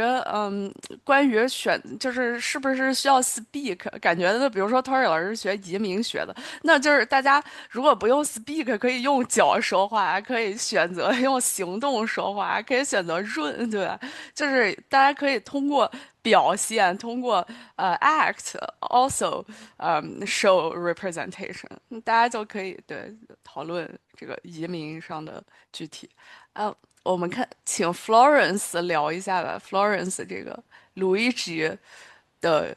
一个新闻和例子。这是因为就是我不是学药学的嘛，然后就是我呃一直就是对就是不止我国的医疗保障体系，还有就是说包括美国的和英国的等等的体系，我都是有在关注。然后自从看这个新闻之后，我就看了好多相关的视频，然后也查了一些文献，就是讲比如说呃就是一种。全民健保体制和我国体制，以及美国的一种，我个人认为是那种确实真的是，就是只是 favor 那种比较呃比较有钱一些阶级的体制之间的区别是什么？然后嘞，就是我不只是看文献，然后我也是应该就是我有很多朋友，他们都在不同国家留学，就比如说在美国、澳大利亚留学，然后每次只要他们一生病，然后嘞就是都会跟我说去公立医院要约号真的很难。然后呢，就是因为这一点，然后我就呃看了一些相关视频，然后就是感觉我就是先说我们国家的体系，就是它的一些药，因为不是集采嘛，确实就是它的质量有些确实不能保障，就价格单价拉的很低，导致它的一些原料可能用的不是那么好，就比如一些麻醉药，它可能会就是术中会失效嘛，然后一些血管药它的效果也不会那么好，就可能就是跟安慰剂一样，但是就是因为它便宜，所以说就是它牺牲了疗效。但是换来了就是说，换来了对一些收入不算高的人的一种，起码是心理上的安慰，就起码他能够买到这个药。但是呢，对于一些，比如说，就拿美国来说，就是它的一些药价格肯定是不便宜的。但是首先，第一，它那个原研药、一些靶向药，它的那个虽然说昂贵，但是它的效果确实好。然后牺牲了这个价格方面的这个优惠，但是换来了就是你可能不需要长期的治疗，只需要一次比如说大概疗程可能3个月的一次集中的治疗，可能就会得到很好的效果。然后呢，所以这也是为什么就是有很多人，也不是很多，就是有一些人他会因为说他疾病是比较罕见的，也是属于那种疑难杂症，比如说癌症，比如说淋巴癌之类的，他就会去用原药，他就会选择去美国进行治疗，这就是个原因。但是呢，这种形式我觉得就是，呃，很显然他肯定是把收入偏低群体排除在外了，就是这个价格一针好像大概要，反正一针起码要有些要3000人民币，应该2、3千吧，就是这价格肯定有很多人是负担不起的。所以说，就是这两个就是各有利弊。总的来说，哦对，还有就是那个关于说一些美国公司的，就是说进行一些医疗的实验，就是怎么讲呢？就是基本上药物进行到就是说3期临床实验，就是会招很多的这个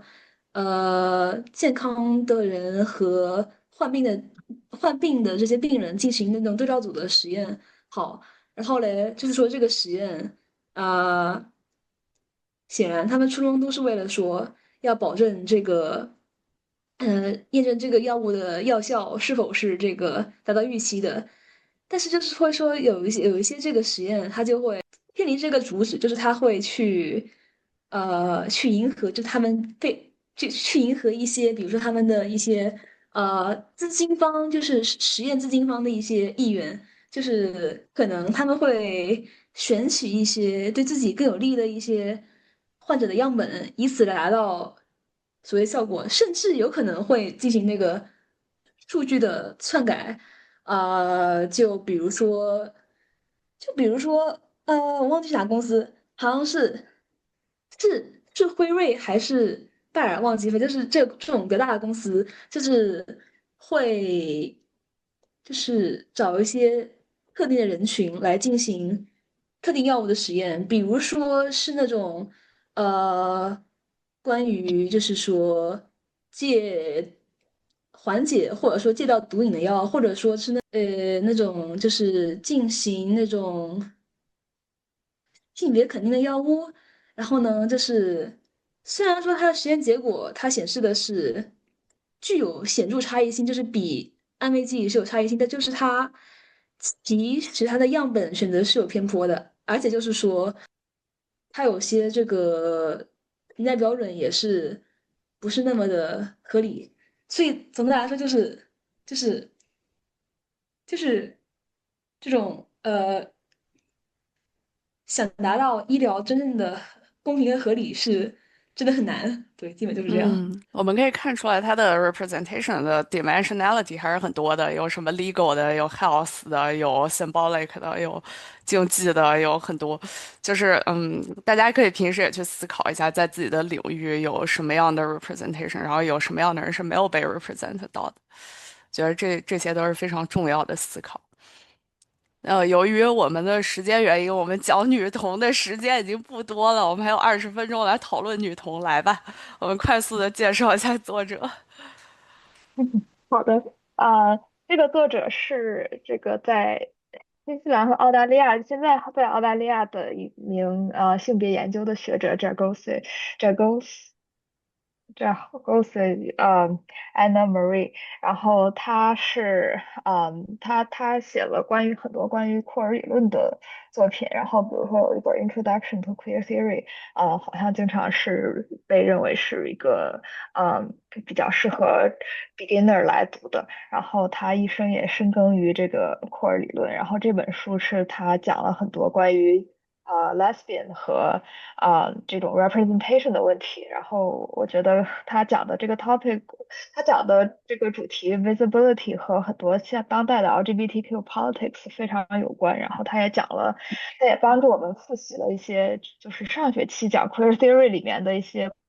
观点，比如说关于什么是 derivative，什么是 primary，然后什么是 secondary，性别的模仿等等等等的这些问题。所以说，和我们的生活都有很非常相关。然后我觉得可以作为一个跟 Spivak 的风格比较不同的一篇文章，然后来 for fun 来阅读。然后我意识到我写了好像整本书，但是其实我们这个主要是会 focus on preface 和 chapter one，也是他书中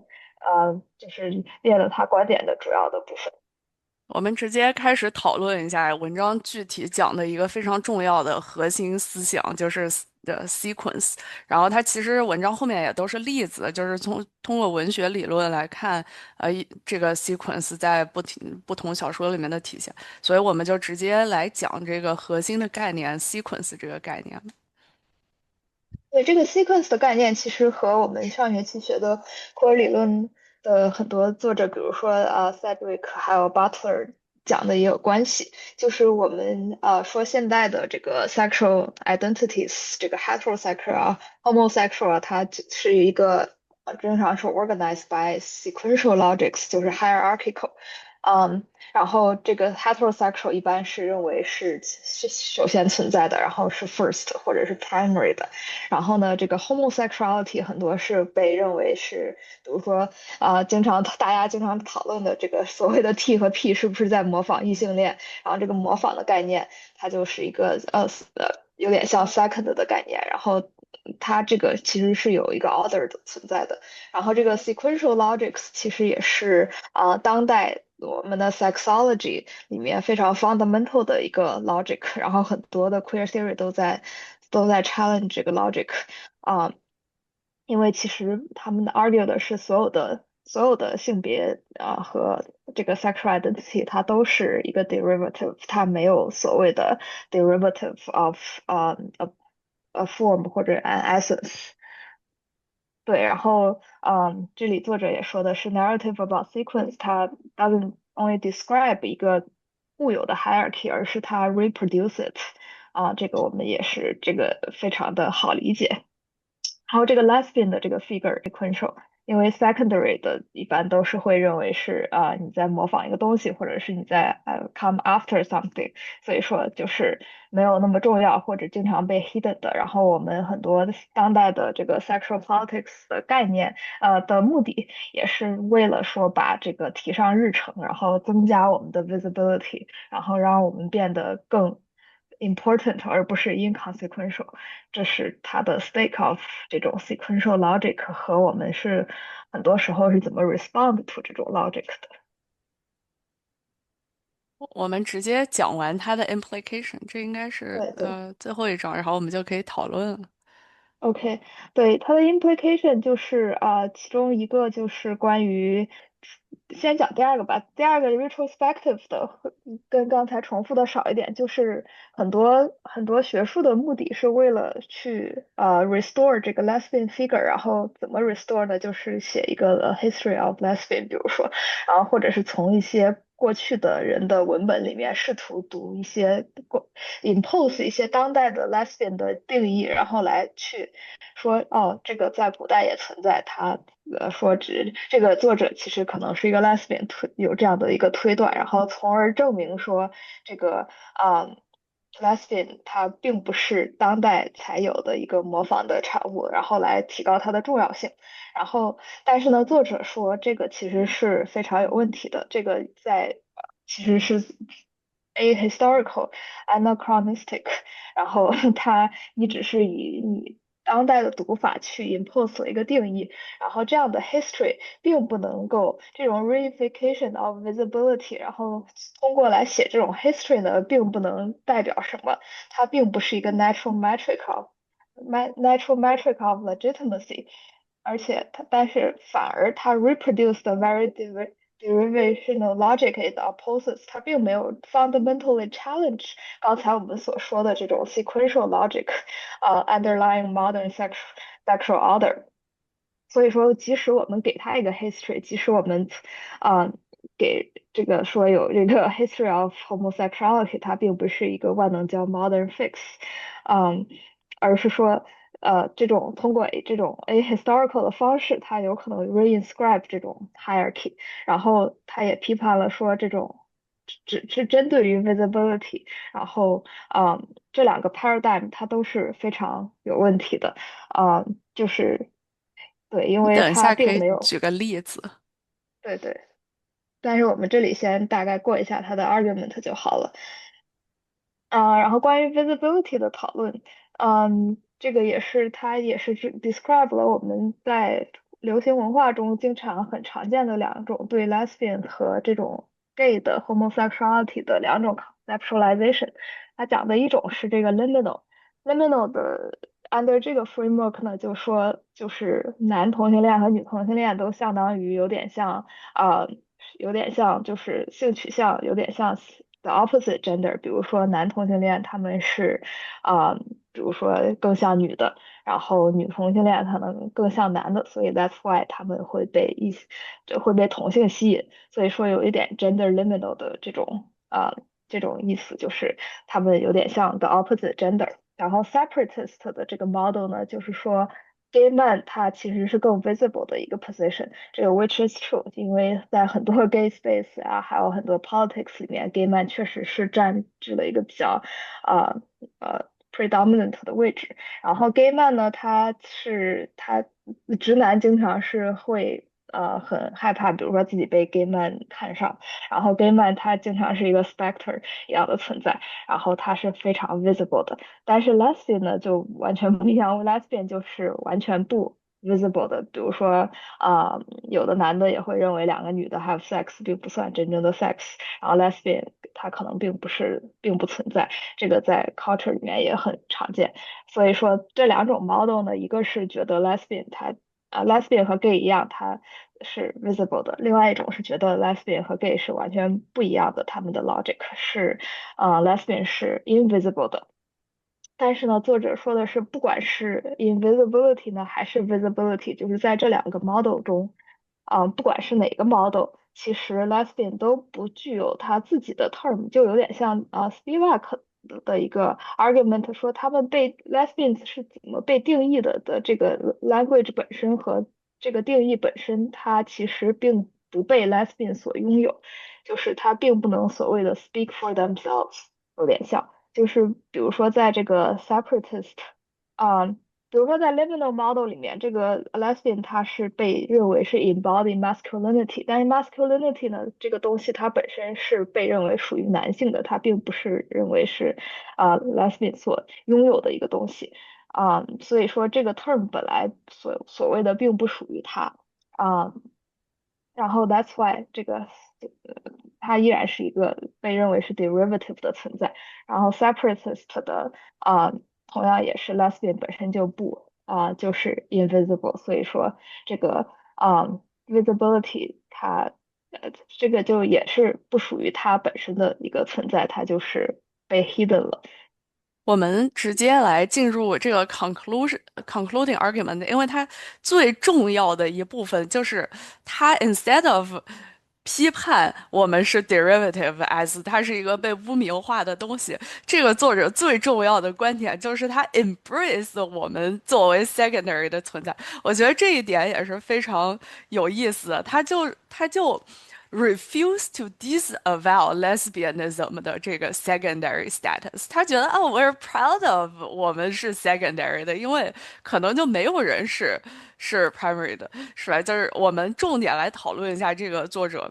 的非常核心的观点和这也是 queer world making 的一部分，就是当我们在讨论 oppression 啊、suffering 啊，就是 hierarchy，我们是不公平的时候，其实这个作者反对恰恰就是这样一种叙事。所以 Tori 老师来具体讲一下这一部分。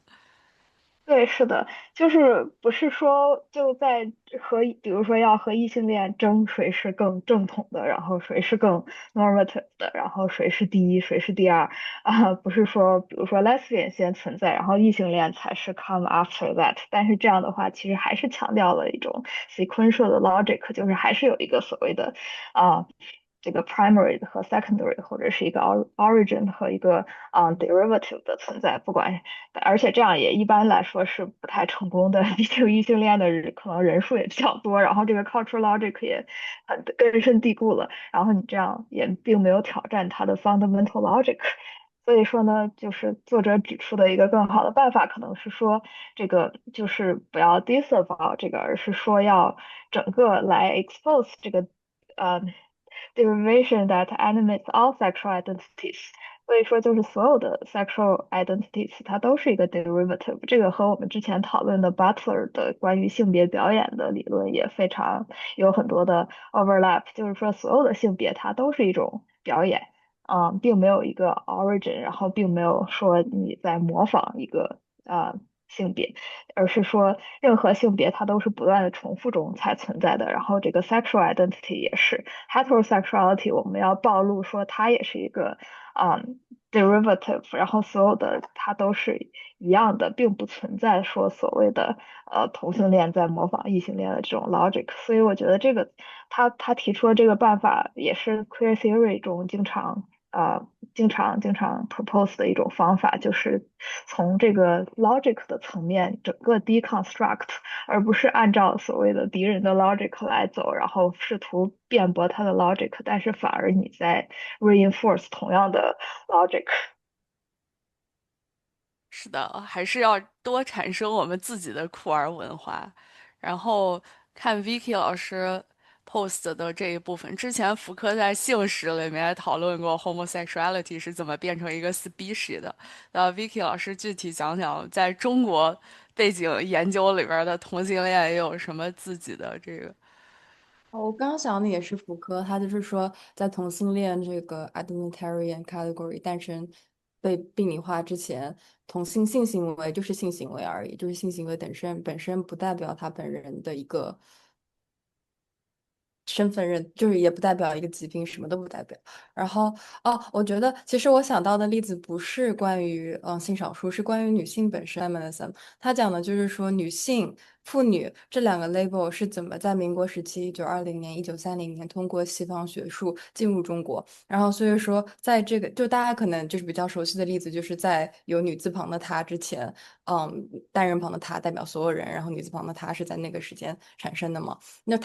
他用了一个很有意思的 historical methodologies，就是说，比起认为我们现在认为什么是女性，那时候的人就认为什么是女性，然后因此我们要以一个性别的视角去看以前的事情。他认为说，我们认为现在什么东西是女性有的，我们就认为那个时候女性也有相同的体验。这个概念本身是 ahistorical，然后不符合嗯。不符合当时的一个历史背景的，所以说他用的方法是说，在那些当时的一些女性写作当中，他们写女性的时候，因为女性这个概念本身是一个空的概念，它没有一个具体的 referent，就是我说我是一个女性，我指的到底是什么？我指的不是我的生殖器官，我指的是我的社会性别吗？我指的就是我可以认为我在说我是女性的时候，我指的是我认为是女性的东西。所以说他的 argument 就是说，当一个人在进行身份写作的时候，比如说我以一个同性恋进行写作，我以一个女性身份进行写作的时候，我对于那个词的阐述就是我本身的 life experience 和我本身的对这个词的想象。所以说，不是基于作者在很久年以后对于这个性别的想象而写作，而是通过看那个人是怎么阐述的，去想象他对这个词的理解和他的 life experience。我觉得这是一个历史学的回。我觉得 Barlow 会很喜欢你的解。大家还有什么？大家来 trace down 一下自己的女同经验吧。我们就多花点时间讨论女同。大家有没有 identify as particularly lesbian，还是大家都比较 queer 一些？我刚刚有说我自己的例子呀，在聊天框里，就是我有一个特别好看的女朋友以前，然后他的男性追求者们在听他说他有女朋友的时候根本不在乎，还是会持续的追求，也其实就是骚扰他。但如果听说他有男朋友了，就会消停了。这其实就并不是一个不可见的问题，就是他并没有藏着掖着说我不存在，明确的说了我的存在。他有一个女朋友，这是 visible 可见的，但是这是一个秩序问题嘛，就是因为这些男的认为，哦，你有一个女的朋友，这是不算数的，你有女同情欲，这也是不算数，是第二位的，是因为就是经典的你还没有尝过男人的好，是吧？然后对，所以这个实际上我觉得他这里面说的就是可见性是本身实际上是一个顺序问题，是因为它在这种性的秩序的逻辑里处于一种派生性的地位的结果。然后这种就是什么是原初，什么是衍生的，是西方，其实也不光是西方了，是人的一个很常见的逻辑，但这个逻辑本身是很有问题的。库尔理论实际上就是在拆解这个逻辑，它其实也就是很多库尔理论都在拆解这个，就是什么德里达、福柯呀都会说，当你说什么东西是衍生的时候，这个衍生本身已经揭露出所有东西都是建构的。就是如果真实可以被复制，可以，比如说巴特勒也举过这个例子，就是他举的例子是跨性别者嘛，或者是 drag queen、drag kings，如果他们可以 pass 的话，实际上不就说明就是模仿的可能性本身就说明原初其实是一种模仿的结果。就是所以它其实不是在没有必要去否认这种派生，而是指出了这派生现象本身就说明了所有这些身份是建构的。然后，但是他想说的是，就是这种就是秩序的逻辑本身的问题，然后要去反抗的是这种逻辑本身，不只是让人更可见，因为可见如果这个逻辑不被破除的话，它的可见也往往还是处在一个就是次要地位的可见，或者变成被歪曲的可见之类的。我觉得这很可怕的一点是，我在读完这篇文章的时候，我第一反应就是啊，我就是一个 secondary。比如说，我当时在 identify as 一个女童的时候，我就是为了模仿男性行为，或者就是想要一个 access to woman as 一个作为一个 whoever 就想要一个跟男性一样，就是他已经建构在一个 heterosexual 的基础上，它就变成了一个 almost like 一个 social reality。然后我记得他在文章里面举 Mrs. Dalloway 的例子，就是说一个人他选择自杀，然后他不，然后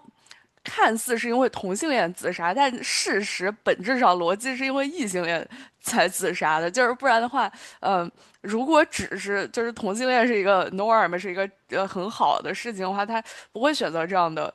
做法。这是他在文章里面的 argument，我就觉得很有意思，就是我们就是 at the same time，我们想要重新建构一个秩序，但是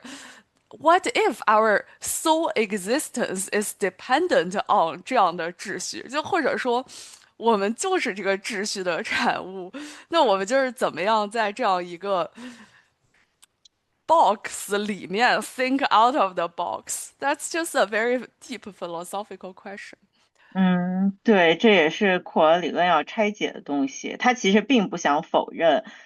这种派生性，就是像你说的，就是你可能切实的感受到，你一开始就是觉得你在模仿，但是模仿本身其实恰好说明了不存在原本。就这么说吧，就是刚刚那个 Vicky 你说的这个女人的例子也很好，刚好最近社群也有一些关于跨性别的争论，然后大家也提出过，其实比如说有些人说跨性别追求像女人，实际上强化了大家对女人的刻板印象。可是剩女难道不追求像女人吗？就是其实男人也在模仿男人，女人也在模仿女人，跨性别不是只有跨性别在模仿男人和女人，然后在性上也是一样的，女同性恋在模仿。异性恋嘛，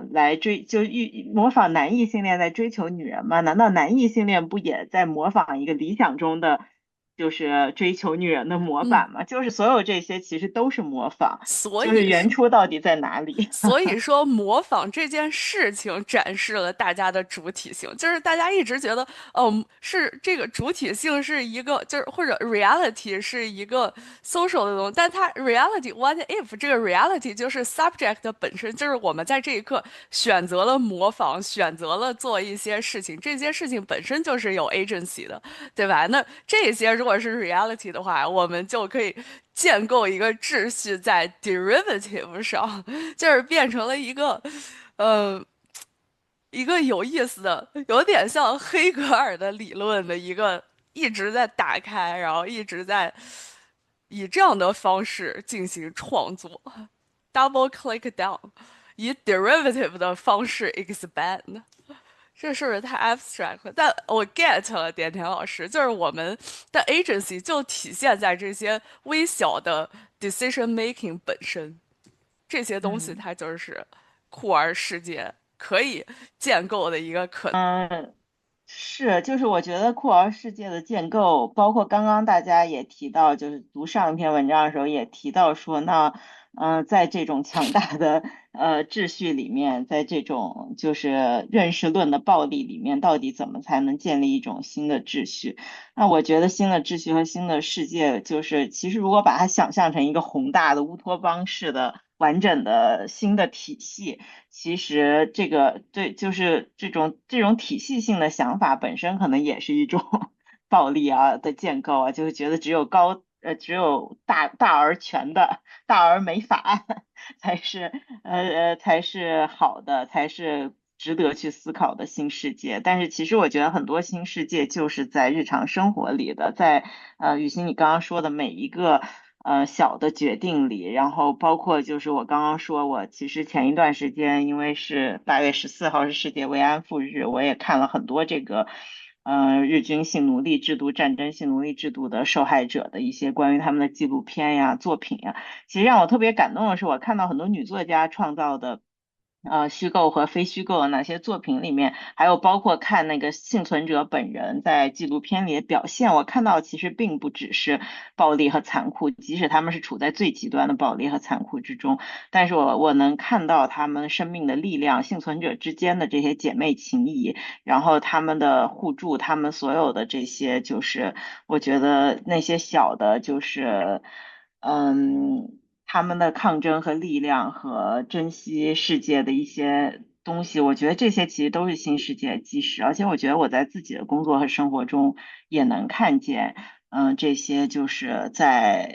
这些其实是真的就是 love and peace 的小的时刻，但是我觉得这些时刻是很重要的，是说明这个世界不只有结构性暴力的时刻。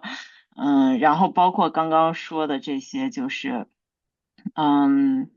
怎么说呢？就是去身份的这个派生性的问题，其实也有很多。比如说，就是我记得我以前就看过一篇，就看过一本书是讲性技巧的，但这书具体的书名和作者我都忘了，但我记得它的角度是让男人来跟女同性恋学习怎么取悦女性伴侣，因为男人的性技巧都太差了，但是女同性恋其实是。然后我觉得这其实就是对秩序的一个颠覆，就是其实并不是女同性恋模仿男性，而是男性其实比如说他们困在对自己的鸡鸡大不大这种根本不重要的事的在性愉悦上其实根本不重要的事的焦虑上，或者说只有反作用，越大越难受的焦虑之中，而没有想到其实根本没有鸡鸡的女同性恋的性满意度实际上是非常高的。然后那实际上他们如果想要在性中获得成功，如果成功的定义改写的话，其实这也是一种改写。以前性的定义可能就是男人满足了他的性意，男人进行了插入行为，但如果现在就是其实也是那女性重新定义说，那女性的性愉悦也是重要的。实际上性的顺序不应该是男人满足，女人是就是实现男人满足的工具，而是性应该是一个双方的愉悦和满足。那在这种时候，女性怎么被满足，其实变成了一个男人应该要向女同性恋学习的事情。别的一些事情也是这样，就是比如说就是跨性别是如何做到比女人更女人，或者比男人更男人的，这是那些 drag king 和 drag queen 可以教我们的事情。我觉得这些都很有意思，也是对现有的这种一些秩序的一种颠覆。就是我觉得是要非常警惕那种满足于那我们就是主流中的一些少数，然后我们就是处在第二的地位，然后因为我们是少数嘛，诸如此类的，就是只要有限的可见性就够了，或者我们要提高我们的可见度，但是我们不去颠覆这个秩序，只是在少数的范围内提高可见度，那可能。我觉得他这里说的其实就是，并不是满足于这种成为主流一部分的叙事，而是去颠覆主流所规定的你要在哪里的这个位置。我看受分享了这个没来月经就跟风自己是同性恋这一段，受要不要来分享？就是经常在那个中国的社交媒体，比如小红书啊这种地方，你看到那个评论，有人说啊还没来月经就说自己是女同啊之类的，我就想到好像很多那个在幼儿园的孩子，就是他也很小啊，然后他就说喜欢哪个男生，或者喜欢哪个女生，就是喜欢他的那个异性嘛。为什么他们就没有人说是那个跟风异性恋？然后还有就是就是有一些女生在那个探索自己形象的过程中，就会被人家讲说啊，你可能是叫什么，你可能是同性依恋啊，就不是同性恋啊，就听着就很火大吧。就是那他喜欢那个男生，是不是也可以说他是异性依恋？就你不一定是异性恋这样。说的很对，也不一定是异性恋，可能就是异性的依恋，或者我觉得 make sense。谢谢受的分享。就点点老师刚才那个例子，我还认识一些女同，就是想成为极致的异性恋，就是要把所有东西都做到最大的那个程度，买最大的钻戒，买最大的豪宅，然后就是要进那个要生更多的优秀的孩子，这样。就我觉得从一个micro，就是像我们刚才说主体性来体现的话，这也是一种搞同性恋的方式，对吧？这也是一个很值得鼓励的，就是只要别是提了，岂止是值得鼓励啊，简直是爸爸妈妈最喜欢的方式。我家人群里，我忘了是我妈还是我奶奶，就给我发过一个这种的，就是什么呃，就什么两个女人住在一起，但是是他们家客厅的摆花就摆了巨大一盆花，全部都是人民币折的，就是红色的那个100元大钞折的玫瑰花，然后就讲他们两个幸福的一天，什么买了多大的房子，家里装修的多么豪华，然后然后家人群里就转发这个配图，什么这么优秀，这么幸福，什么比找个老公强多了。但是我其实看了这个片子以后，觉得确实十分羡慕，因为这个我不羡慕那个人民币折的花，不符合我的审美，但是这里面那个 T 好像是被养的小白脸，就是虽然他是传统意义上的男人的那个造型，但是实际上挣钱养家的好像都是里面那个很阴柔的 P，然后这个 T 在这个 P 开的健身房里当健身教练，然后看了以后就想，天呐，请来一个这样的 P 包养我，哈哈哈哈。谢广坤老师要发言了，谢广坤老师来给大家催生。你快点，你已经没时间了。继续，等我们正经事说完了，我再催。我们已经说完说了，完了吧？今天我现在就们是最后一页了。今天的我们今天的主题不应该是催生，我们要是那个打击 LGBT 群体，谨防你们，哎，说不定我们这面会有变异潜伏呢。像我们这种就是祖国伟大什么抗战80周年这种伟大的日子来临之际，你们在这里搞分裂，禁止谈女权。我女朋友让我学学包养她，什么账号啊？点点，怎么会有我没有刷到的短视频呢？像谢广坤这样的女同，就也是一个非常有主体性的女同。我们可以看出来，就是这样的